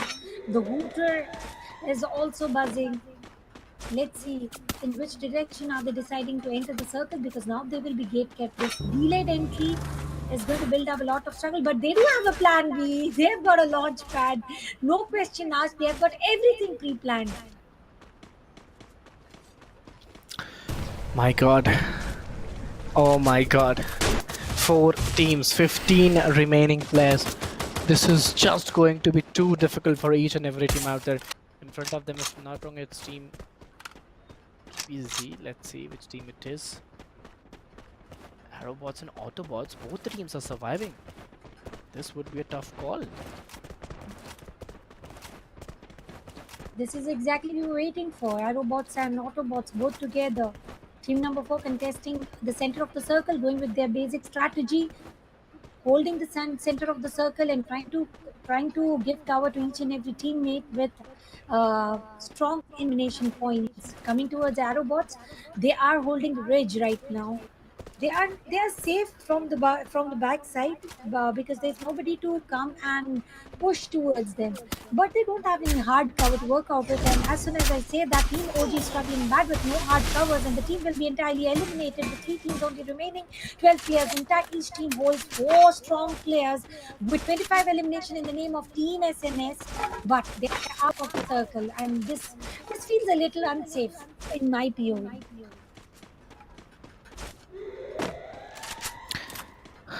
Oh my god.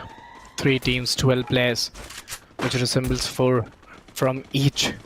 Every team is having that man advantage, every team is having that players advantage, and this is something really very different. Aerobots, Autobots on the other side, sorry, a team SNS on the other side, and even Autobots.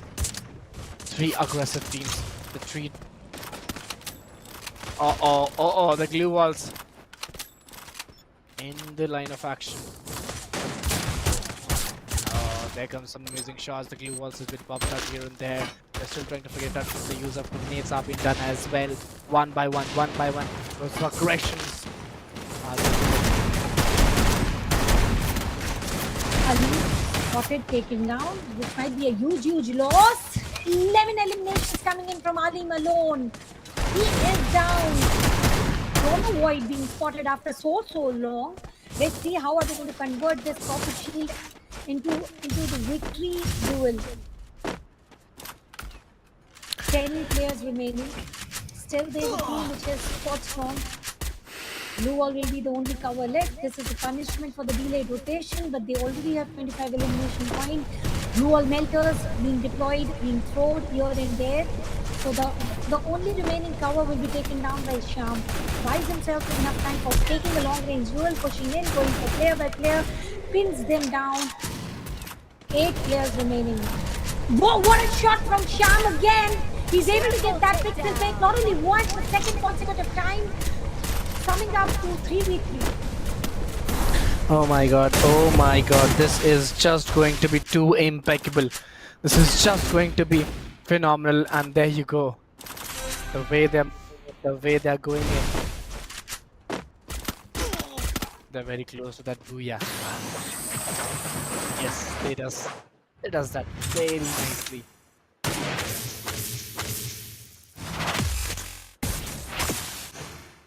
It's Team SNS for you, ladies and gentlemen, getting that booyah in the first match of the grand finals.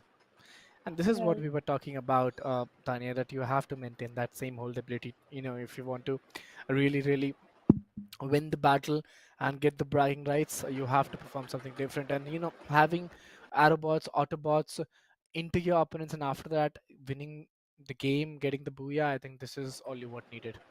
well, this is something that this team has got different sort of fierce attitude.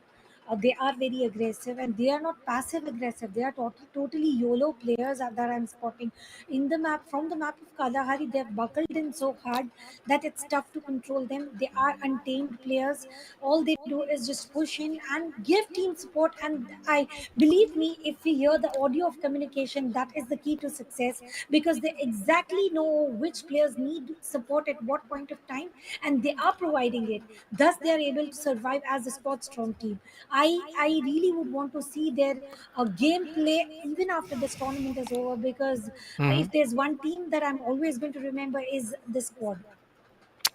Yeah, let's see how actually they're gonna roll up the sleeves and what they're gonna do in the upcoming stages, because that is something also really very important to see that how actually they're gonna perform in the upcoming stages. But right now, this was the win in the first match. There are more two upcoming matches in which there are two different maps. The second one is the Purgatory and the third one is Kalahari. So we are really very excited for the next one, which is the Purgatory, the map of three islands, and when three islands collides, and I think the action would be something else. Well, talking about action, I'm really looking forward to what Aleem has to bring in on the table for the Purgatory.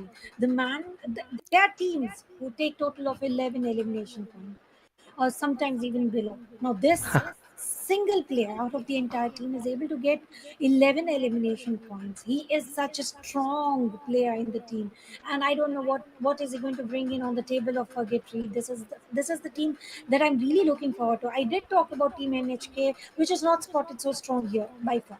If you talk about Aerobots and Autobots, they did give their best, whatever they possessed. It's not that they are underperforming. They are continuing with their chart. But there is one team who is just going woo. Now that is something you cannot control.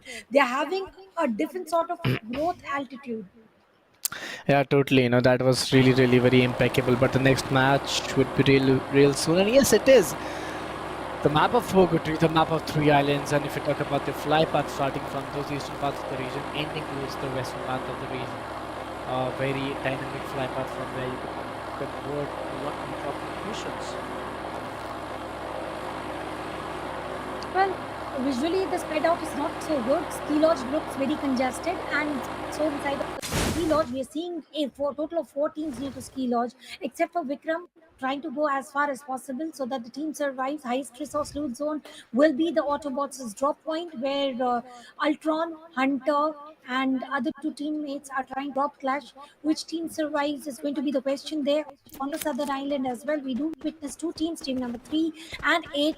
But Ski Lodge, as we talked about, is highly contested, and let's see which team is able to survive here. Hmm. Let's see how they're gonna go in, how they're gonna come in, and what should be their strategies right now. But these are the some early fights. These are the some early actions that are coming in place.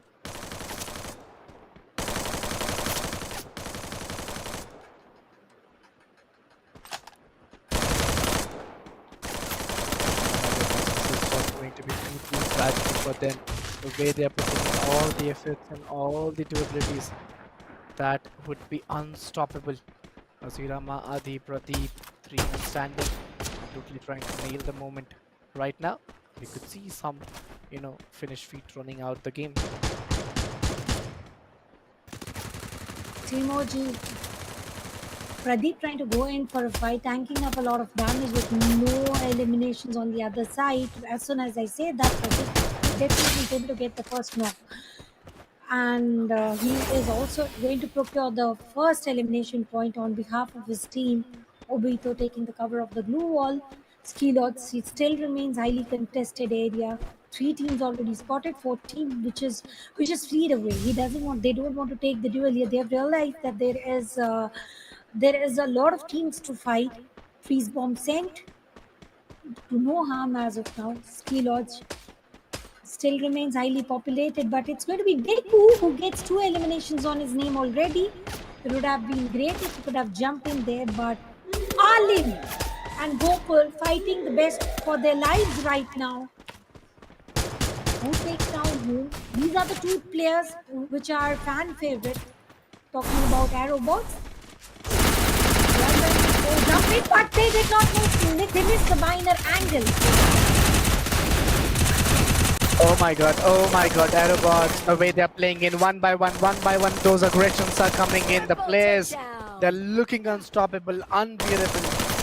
And from here, how they would go, and this is the question rising, taking those shots, those pre-fires. Just trying to maintain the momentum. Still a lot of momentum to be created. We are just 3 minutes down in the map of Purgatory, and a lot of battles, lot of eliminations already spotted. Sure, the players will be revived, but it definitely hinders in terms of loot because you start right from the scratch where you have to find yourself some good amount of loot. Coming towards arrow bots, and they are again fighting for life. Throwables used.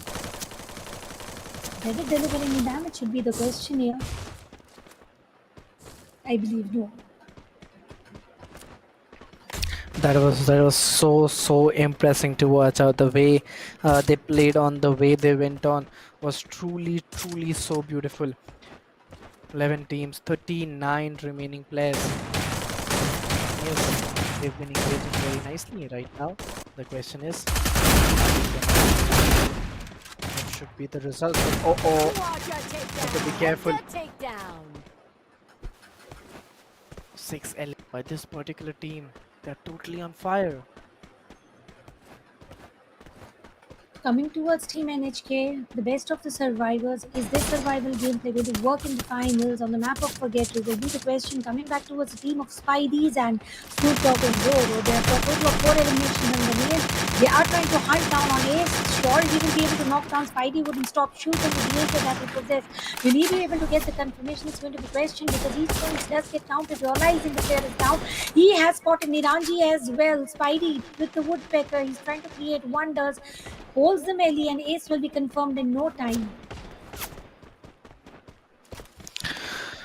This is just going to be fantastic. Looking at the current condition, I'm finding this particular region very difficult and very challenging. Looking at the current condition, the way these teams are playing in, the way these players are playing in, this isn't going to be so easy. Oh my god, Spidey over there.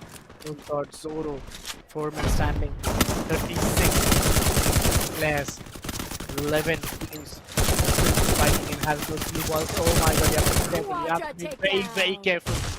One wrong move, things would be totally vulnerable.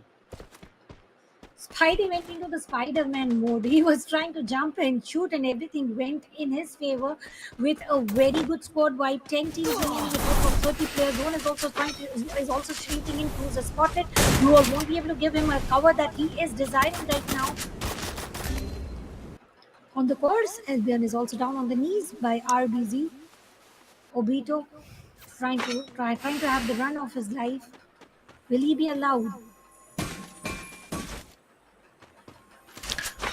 We have to check with it, because right now what I could see, 10 teams, 28 remaining players, and the most important thing that if you go with that same intent and same positivity, things would be even much better. Things would be even much more.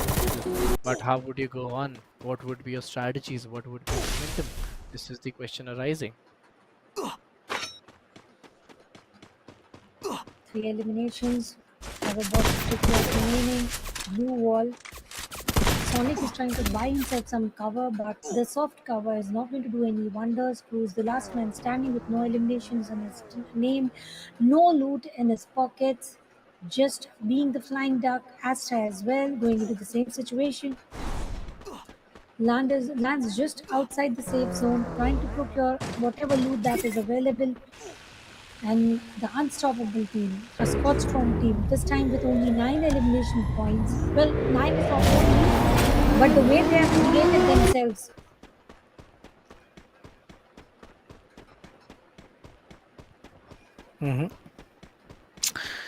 Right now, some slow and steady gameplays. 9 teams, 28 remaining players. If I talk about Autobots Esports, they've got those 10 eliminations right now, and they're totally leading the game. They're totally trying to dominate the game from their side. Let's see how will they further move on and what strategies they're trying to pull in.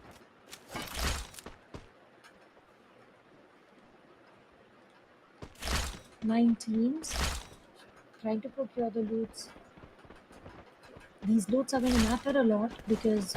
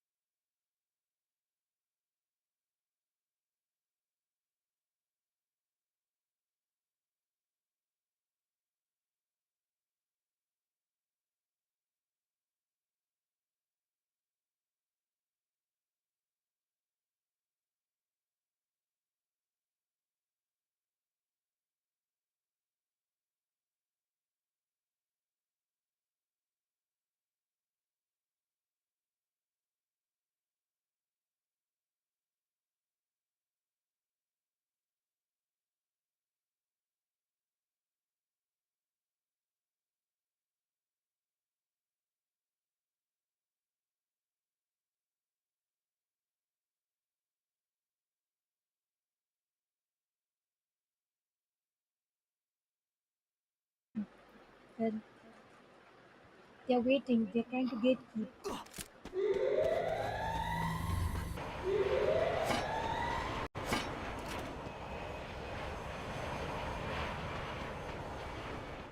Okay, so here we are back after short break, guys, and moving to the main play. So I think yes, back in the game, of course, Bermuda, Giants, Bermuda, Marco, well, they're 4 men standing right now, and yes, they're having that potential that they can get that win in the grand finals. If I look at the current situation, that we're having those 10 aliens, this is what we were talking about. This is what we were looking for. If you have those elimination alongside, if you have those main advantages as well, I think things are totally been amazing for you. But right now, what I can say.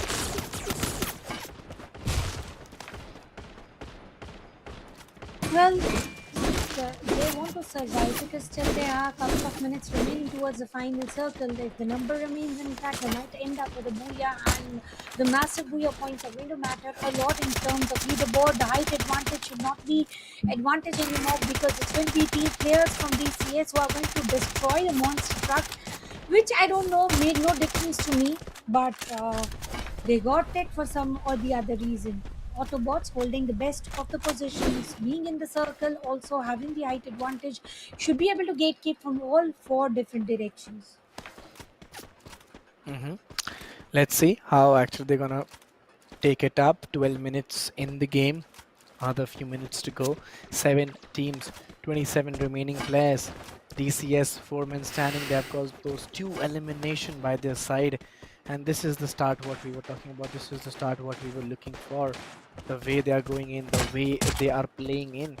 I think things are totally done and dusted for the team. Well, it's not done until it's totally over. Let's wait until the final stretch. And I always enjoy. You might call me toxic, but I always enjoy when there's a water route involved because then we get to see the surfboard fights, which are very random and very rare. At this point of time, Pranav is spotted and taken down. He should be getting revived. That's not going to be the cause of concern. But while reviving, if they are moving in the open, that's going to be riskier. 5 teams, 19 players, 13 minutes down, few more minutes remaining. Circle still remains intact. It's going to be Team DCS. Well, grenade launcher popped off. Should have delivered a lot of damage. We Uh didn't see oh. the grenade launching before on, but this time it is the grenade launcher that is being used, which definitely delivers a little extra damages. This is just going to be very, very tricky right now. TCS, Hack, Carnage, three men standing with those two elimination. 19, not 19 right now, it's 18 players, 5 teams. And yes, look at the Aerobots team. They're down the lane, and even the zip lines are out there. If you go down, you have to pay a high amount. Uh oh, careful. You have to be And careful. You that's have to be oh, careful. Damages by zone. SNS got that. Booyah in the last match. But now they're unable.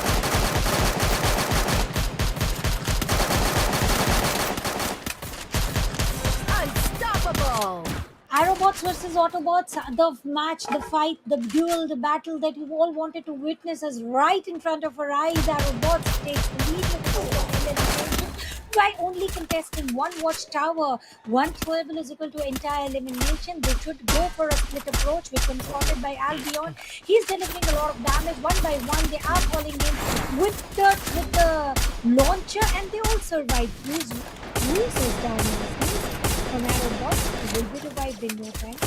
Everybody out of the circle, and I'm really looking forward to this. Water fights will surfboards be introduced here? Do they have it? Will they push in with the questions there? 11 eliminations in the name of Aerobots. Autobots on the other side of the riverbank. Skyler being used, which is going to give advantage to ANBUJR here. He is going to take one player down on the court, but he will be faded. Oh my god, this is just going to be huge. The way they are playing in, the way they are doing it, it's totally be untouchable. Untouchable for any team or any player out there. The map of quality is a lot of chaos. It's a lot of out there. 5 players. It's a 2v3 battles. Oh, it's RBC. If I'm not wrong, yes. They won the game. And yes, they won the game. And they got the booyah as well. This is the second booyah for the day. A good performance scene, a good show time for all of us. And they had almost 16 eliminations and a good booyah in their name. I do feel bad for Team SNS here Yeah. because it's only Alim who is doing all the heavy lifting. Once he is put to sleep, the team isn't performing well. I don't know why. There should be like a good team support given to him. If he's down, the team should still survive at least. We do not consider the elimination points that he's able to procure with his Mm-hmm. firepower. But he is the major miss here. If he's down, the entire team is down. And the battle that we both wanted to witness, Autobots versus Aerobots, I believe, chased very strongly. But then. Yogi and his team did not stop at all. They went for the final stretch towards the Booyah. Yeah, totally. That was really, really very engaging to watch out. The second map of Purgatory, but the final one, the map of Kalahari, would be coming very soon. The map of Desert, the map of Storm, the map of Snipers, what we talk about, and that will be the deciding one as well. And I'm very eager to see that how actually these games gonna go in, how actually these players gonna play in, and what would be their strategies. Because as this is the last game, you anyhow have to nail it and get the battle. Yes, this is going to be the final nail in the coffin for the scorecard because you don't want to be pushed down. You want to rise up. So the teams Yep. who are in top three, they might go a little safe. This is through the experience that I'm saying. They would want to have a safer approach to only fight as and when needed. And the teams in the bottom, they try to destroy everybody else's game and disrupt the leaderboard in a way where the audience get to have the surprise winner. Mm-hmm. Well, the bottom of the leaderboard, will they be able to achieve the target of disrupting the leaderboards, or the top 3 or 4 teams? They are going to stick to the basics. Be safe and do not force themselves to fight. This only the map of Kalahari will unveil, and that will be unveiled in couple of few minutes. We all are waiting, and the approach coming in from the team. Uh, if I'm not mistaken, it was Yogi and team. It was also very safe. They did not aggress themselves crossing the bridge. And I would request you, Eagle, go ahead for me. Yeah, totally. Looking at the fly path, it's a very dynamic one again, as you can cover all the drop locations from here, looking at, the longitude and latitude, starting with the southwestern part of the region, ending out the northeastern parts of the region. I could see a lot of drop clashes around those central parts, but yeah, and even at the northern regions where team number 5 and 9, they're very close to each other. So that is also a very important region to watch out for.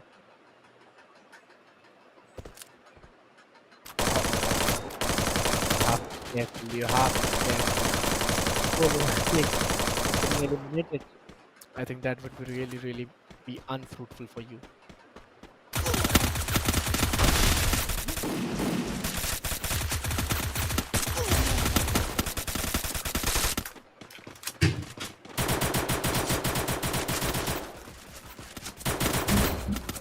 Team OG, they've lost Berlin right now. Will he be revived? No, there's not enough time. It's three teams on the grounds. Team number 7, team number 1 approaching close. They want to do the third party. They want to mint all the players right around the corner. Will they be able to get through? That's going to be the question. Vehicle also spotted right around the corner, which is speeding at its best of the speed. And get up shot again. And this time it's going to be MP5 which is going to go unstoppable and gets 2 elimination. One in the name of Berlin, one in the name of Pradeep. Team OG survives this time and there's no loss of any team. 12 teams in tackle, 41 players, 3 players should be revived in no time. Let's talk about Bayfront. The fight here continues to go. This time it's fast. Team number 11 versus team number 1, and they are trying to infiltrate in the compound which was held by Team OG, which exists no more. It's an entire wipeout of Team OG. Oh my god, oh my god. Yeah, at the earliest stage, if you're facing this kind of issue, this is just going to be very, very difficult for you guys. Very, very difficult, very, very challenging. The way it's going in. 11 teams, 37 players. The first elimination has been done real quick. And this is the competition what we were talking about. Way more thrilling, way more chilling than my expectations. Refinery also comes into the subject on the map of Kalahari. Team number 3 being in the dead center. If they talk about one corner, they have a number 2. The team number 2 comes in chasing towards the refinery. But Juko has its own plans, using the launch pad, flying out instead. Doesn't want to be part of this overly populated area. True. Let's see how actually they're gonna go in and what actually the thought process looks like. But right now, 33, no, 34 remaining players, 10 teams. We have 3.5 minutes. Just started with the game, and as this is the final one, each and every step taken. Double Be takedown. very careful, and yes, there comes one more finish point. So Hexy, Mr. Harropods. They have to be careful. NHK, they have to perform in this particular match. Ami has been taken down. 360 TN, the backbone of the team, is still surviving. And I don't think they should be so much afraid at this point of the game. Well, my heart is throbbing and it's going very fast paced with the fight that these guys are taking. And we are also at the final stretch, final map, final moments where the teams are deciding their own fate about lifting the trophy or leaving it for some other team. Every elimination point is going to get counted, throwable on the other side, and a perfect pixel placement of ADS on other side. It's going to be Carnage who's trying to take down Zoro. Will he get the opportunity? And no, he doesn't. He backs off as well because he knows surviving matters the most here. Hmm. And right now, what I could see, even at at one wrong move, and things would be totally, totally vulnerable at this point of the time. You have to be very careful with every point of the plan, every action that you are taking in. That point can be that really very good connection, like not as well. I mean, he had shot. So beautiful.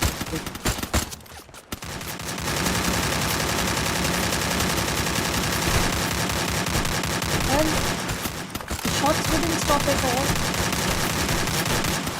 is there, Autobots on the other end, and DCS trying to take down players as much as possible. But the throwables will come into the action where DCS's one player will be revived, run away as well.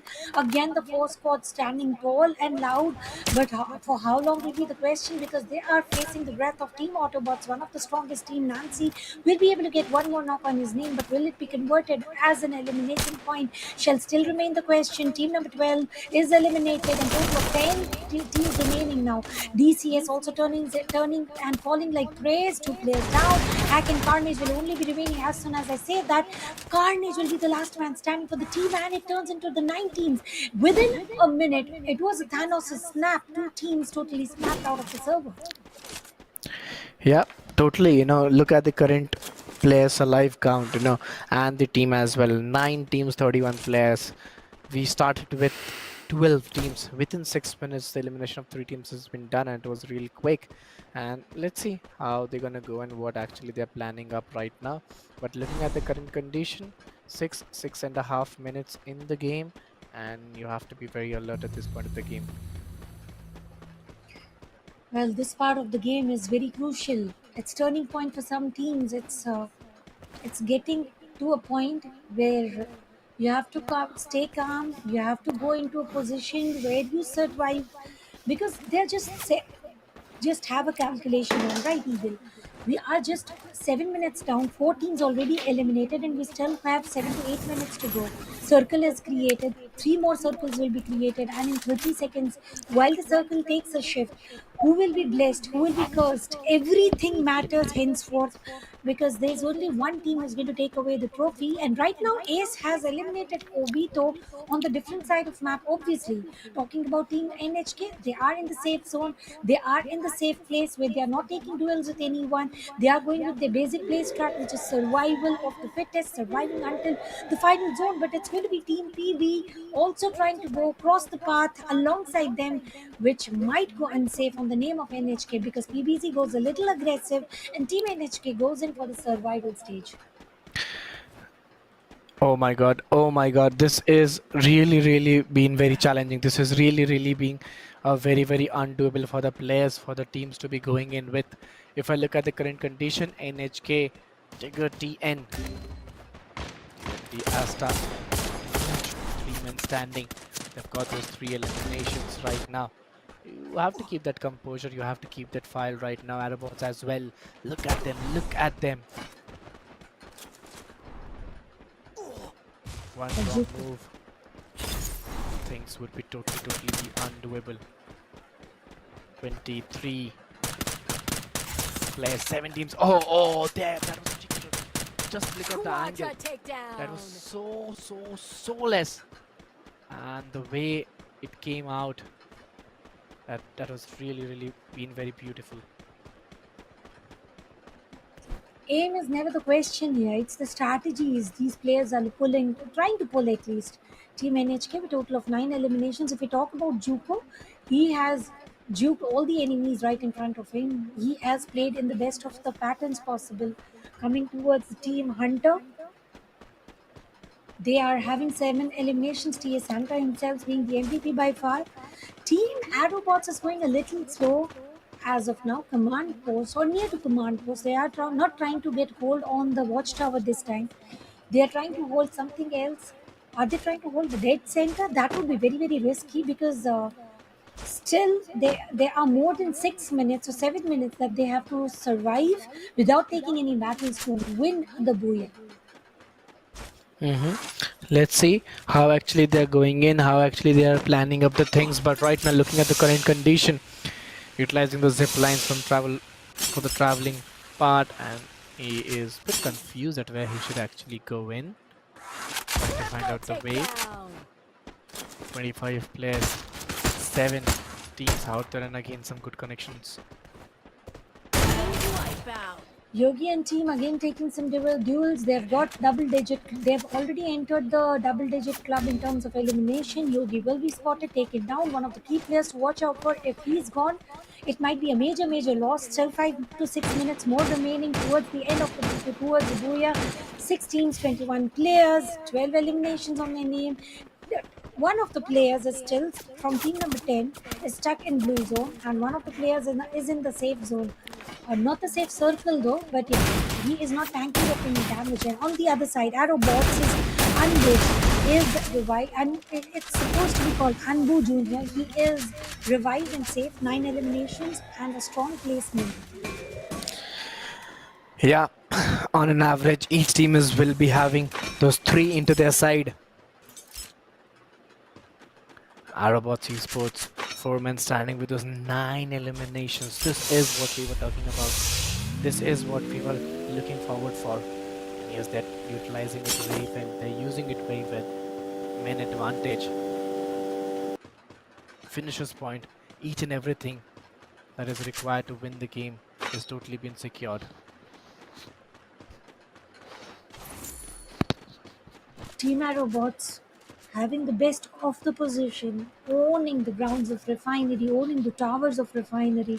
Nobody to contest them, no team nearby. Circle is also in the support, but they might have to take the rotation in no time because Circle will definitely take a switch. Long range battle from Sham, the Uh-oh. Orc Master. SNS, 6 eliminations, 4 men standing. This is just going to be so difficult. They're having that height advantage. Will they get back-to-back chicken dinner? I'm sorry, back-to-back booyah. This is really very important. 6 elimination.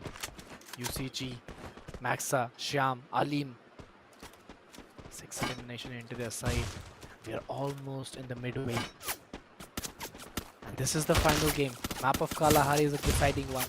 One wrong move and you can lose the winner title. Who's going to take away the trophy? Who's going to take away the master of the prize pool? This remains the questions for all, but the answer is hiding a couple of minutes away. 14, 16 players, final stretch, circle. Still, there are 4 circles that are still to be shrunk. There are 4 circles, yes. 4 shrinks are still remaining. 20 seconds and heading towards. Let's see on which direction are they going for. 9 eliminations. Sonic with 5 points on his name. They are Aerobots are not trying to rush in towards circle. They are trying to go as safe as possible. Yeah, totally. Looking at the current condition, Aerobots Esports, look at their elims, 9 eliminations. And the way they are going in, the way they are playing in, it's not gonna be that easy. Vikram over there, again moving in. Around this blue wall, trying to find out a way. Yes, they're totally ready for the battle. Taken one player down, going for the second one. Vikram is now the backbone of the team. Taken down. Aerobot Esports. They're here to rule. Yes, the end. Look at SNS. 6 LA. And they're still in the momentum of the last area. Now the question is that, will they regain the throne again? This is the question rising. I believe in Ali. He has been one of the finest players day in, day out. But as soon as I say that, he gets spotted, taken down. Aerobots trying to go unstoppable with the split of 2-2. Yogi being the last man from his own team. Let's see for how long will he be able to survive. Top 4 still stands a good position. Alim will be revived. Sham with the op. Close range duel. Did he miss it? No, he won't. Sham gets the connection. He's going for the second one as well. Delivering a lot of damage, but the opponents will be healed up with the heal gun that they possess. 12 players, 4 teams. 3 players from each, if my calculation serves me right. Yeah, totally. Every team is having those man advantages. Every team is having those players advantages. 3 in each team, and they're very close to the booyah. And as it is the last match, you have to perform very well. 6 eliminations by SNS. They want back-to-back 2 booyahs. Oh, Alim, the backbone of the team has been taken down. Aerobots Esports, they've got those 12 elims. They want their first booyah in the grand finals. And even Autobots, big names are here to rule.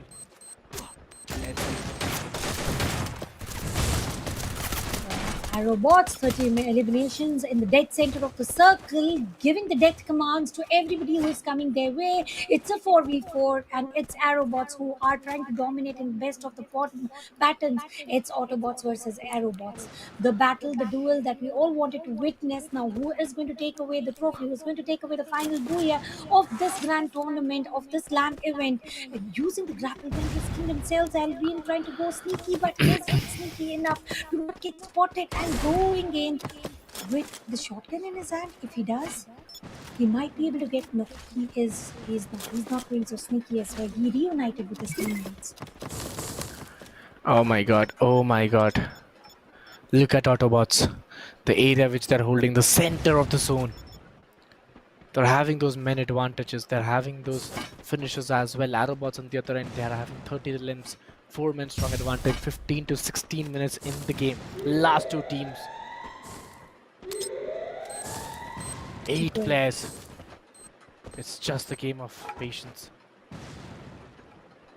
There also stands a probability for heel battle. The team to stand on the tower can also look for heel battle, but I don't think both of them are very aggressive. One of the team mates or one team might already push in. If at all, uh, even if they try for heel battle, three players can go fighting, blazing. Let's see which direction does it end up on, because I do spot three players on the tower, three exactly beneath it. Even if the fight initiates, who is going to initiate? Nobody wants to drop down. Freeze grenade was able to deliver a little bit of damage. DK was sent, and Nobita will heal himself up. And Sonic loses his patience, loses his cool. They all are jumping in, trying to take him back. It's very risky. Sonic down on his knees. What comes in? No, it doesn't. Sonic is. Uh-oh. Yes, he is. But right now, they're very close to that booyah. 2 players from Aerobots Esports. Albion and Butcher surviving. And it's a 1v3 if I'm not wrong. You have to be very careful. Each move taken over there has to be very careful, and I think they lost the booyah. And it's none other than getting the booyah. The Autobot Esports. The final booyah in the final match of the grand finals.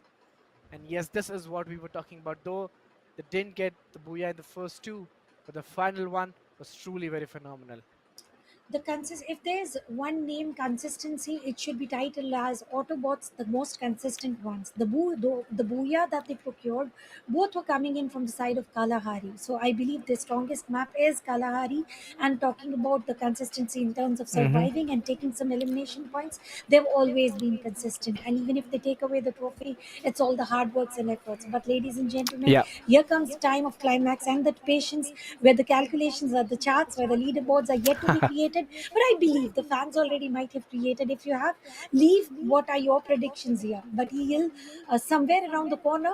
I feel for the team Ali. They had the position, they have the angle, they had the team support, they had the survivors in the team, but yet they couldn't survive because of the aggression from both the ends. It was Aerobots as well as Autobots were trying to push in from two different directions in terms of contesting the tower of refineries. Yeah, totally. That was really, really very impactful. That was really, really very engaging, and as well as entertaining. True. At the end, it's a great initiative. Why? Let's give them now the way they're pulling it off, the way they're nurturing the young talents, young bloods from the grassroots levels. That's truly, truly very fantastic of them. But right now, it would be the end of the day. I guess we would be watching the points table real soon. And yes, along the side, guys, if you've enjoyed the battle, please don't forget to hit that like button, subscribe the channel, share the stream. This is just the start. The first one was in Nagpur, the second one happened in Coimbatore, and there are many more community showdown coming down the lane from the side of Let's Game Now. So yes, stay tuned with us, because it's just the start. It's just the I'll say the teaser of picture. Though we saw a great climax in the last map of Kalahari, but still, it's just the start of a journey. We'll just be back in a few moments with the results that you all are waiting for. Yeah, very soon we would be back with the results. And right now, Tanya, if I talk about last few matches, how it went, even if with the Group A, Group B, and the grand finals as well. Yeah, Group A was really really very great. PBC, Autobots Esports, and then in the Group B, we saw Aerobots as well. And the way they played, the way they were dominating against each other, that was truly very impactful. But the most important thing, the grand finals, where all these teams came in, where all the aggression was in the single lobby.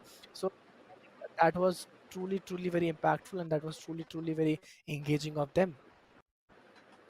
Absolutely. Ladies and gentlemen, it is the time we go ahead with a short break and we'll be back with best of the results. And you keep on predicting and guessing about who's going to be the MVP, who's going to take away the title, the trophy, and also let's not forget number two. So please be patient while we bring in back the best of the results.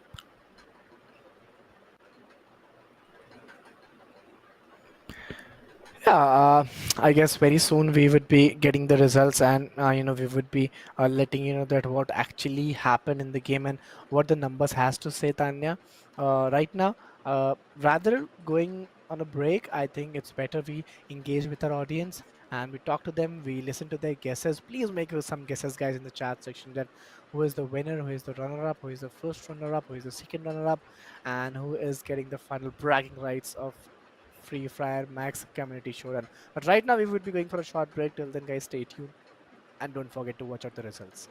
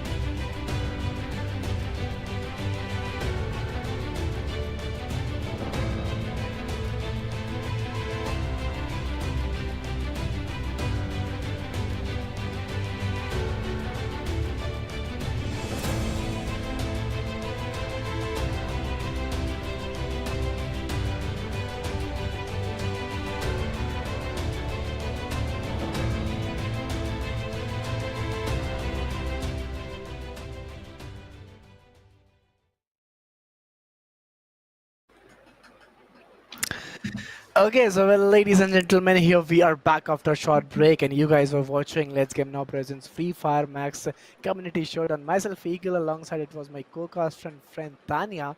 And yes, now the wait is finally over. Why we were, casting 9 matches. You guys were watching, and first we'll be starting with the second runner-up, Tanya. Second runner-up would be none other than the one and only Aerobots Esports. They totally nailed the game. They were totally phenomenal. The way they played, the consistency which they showed.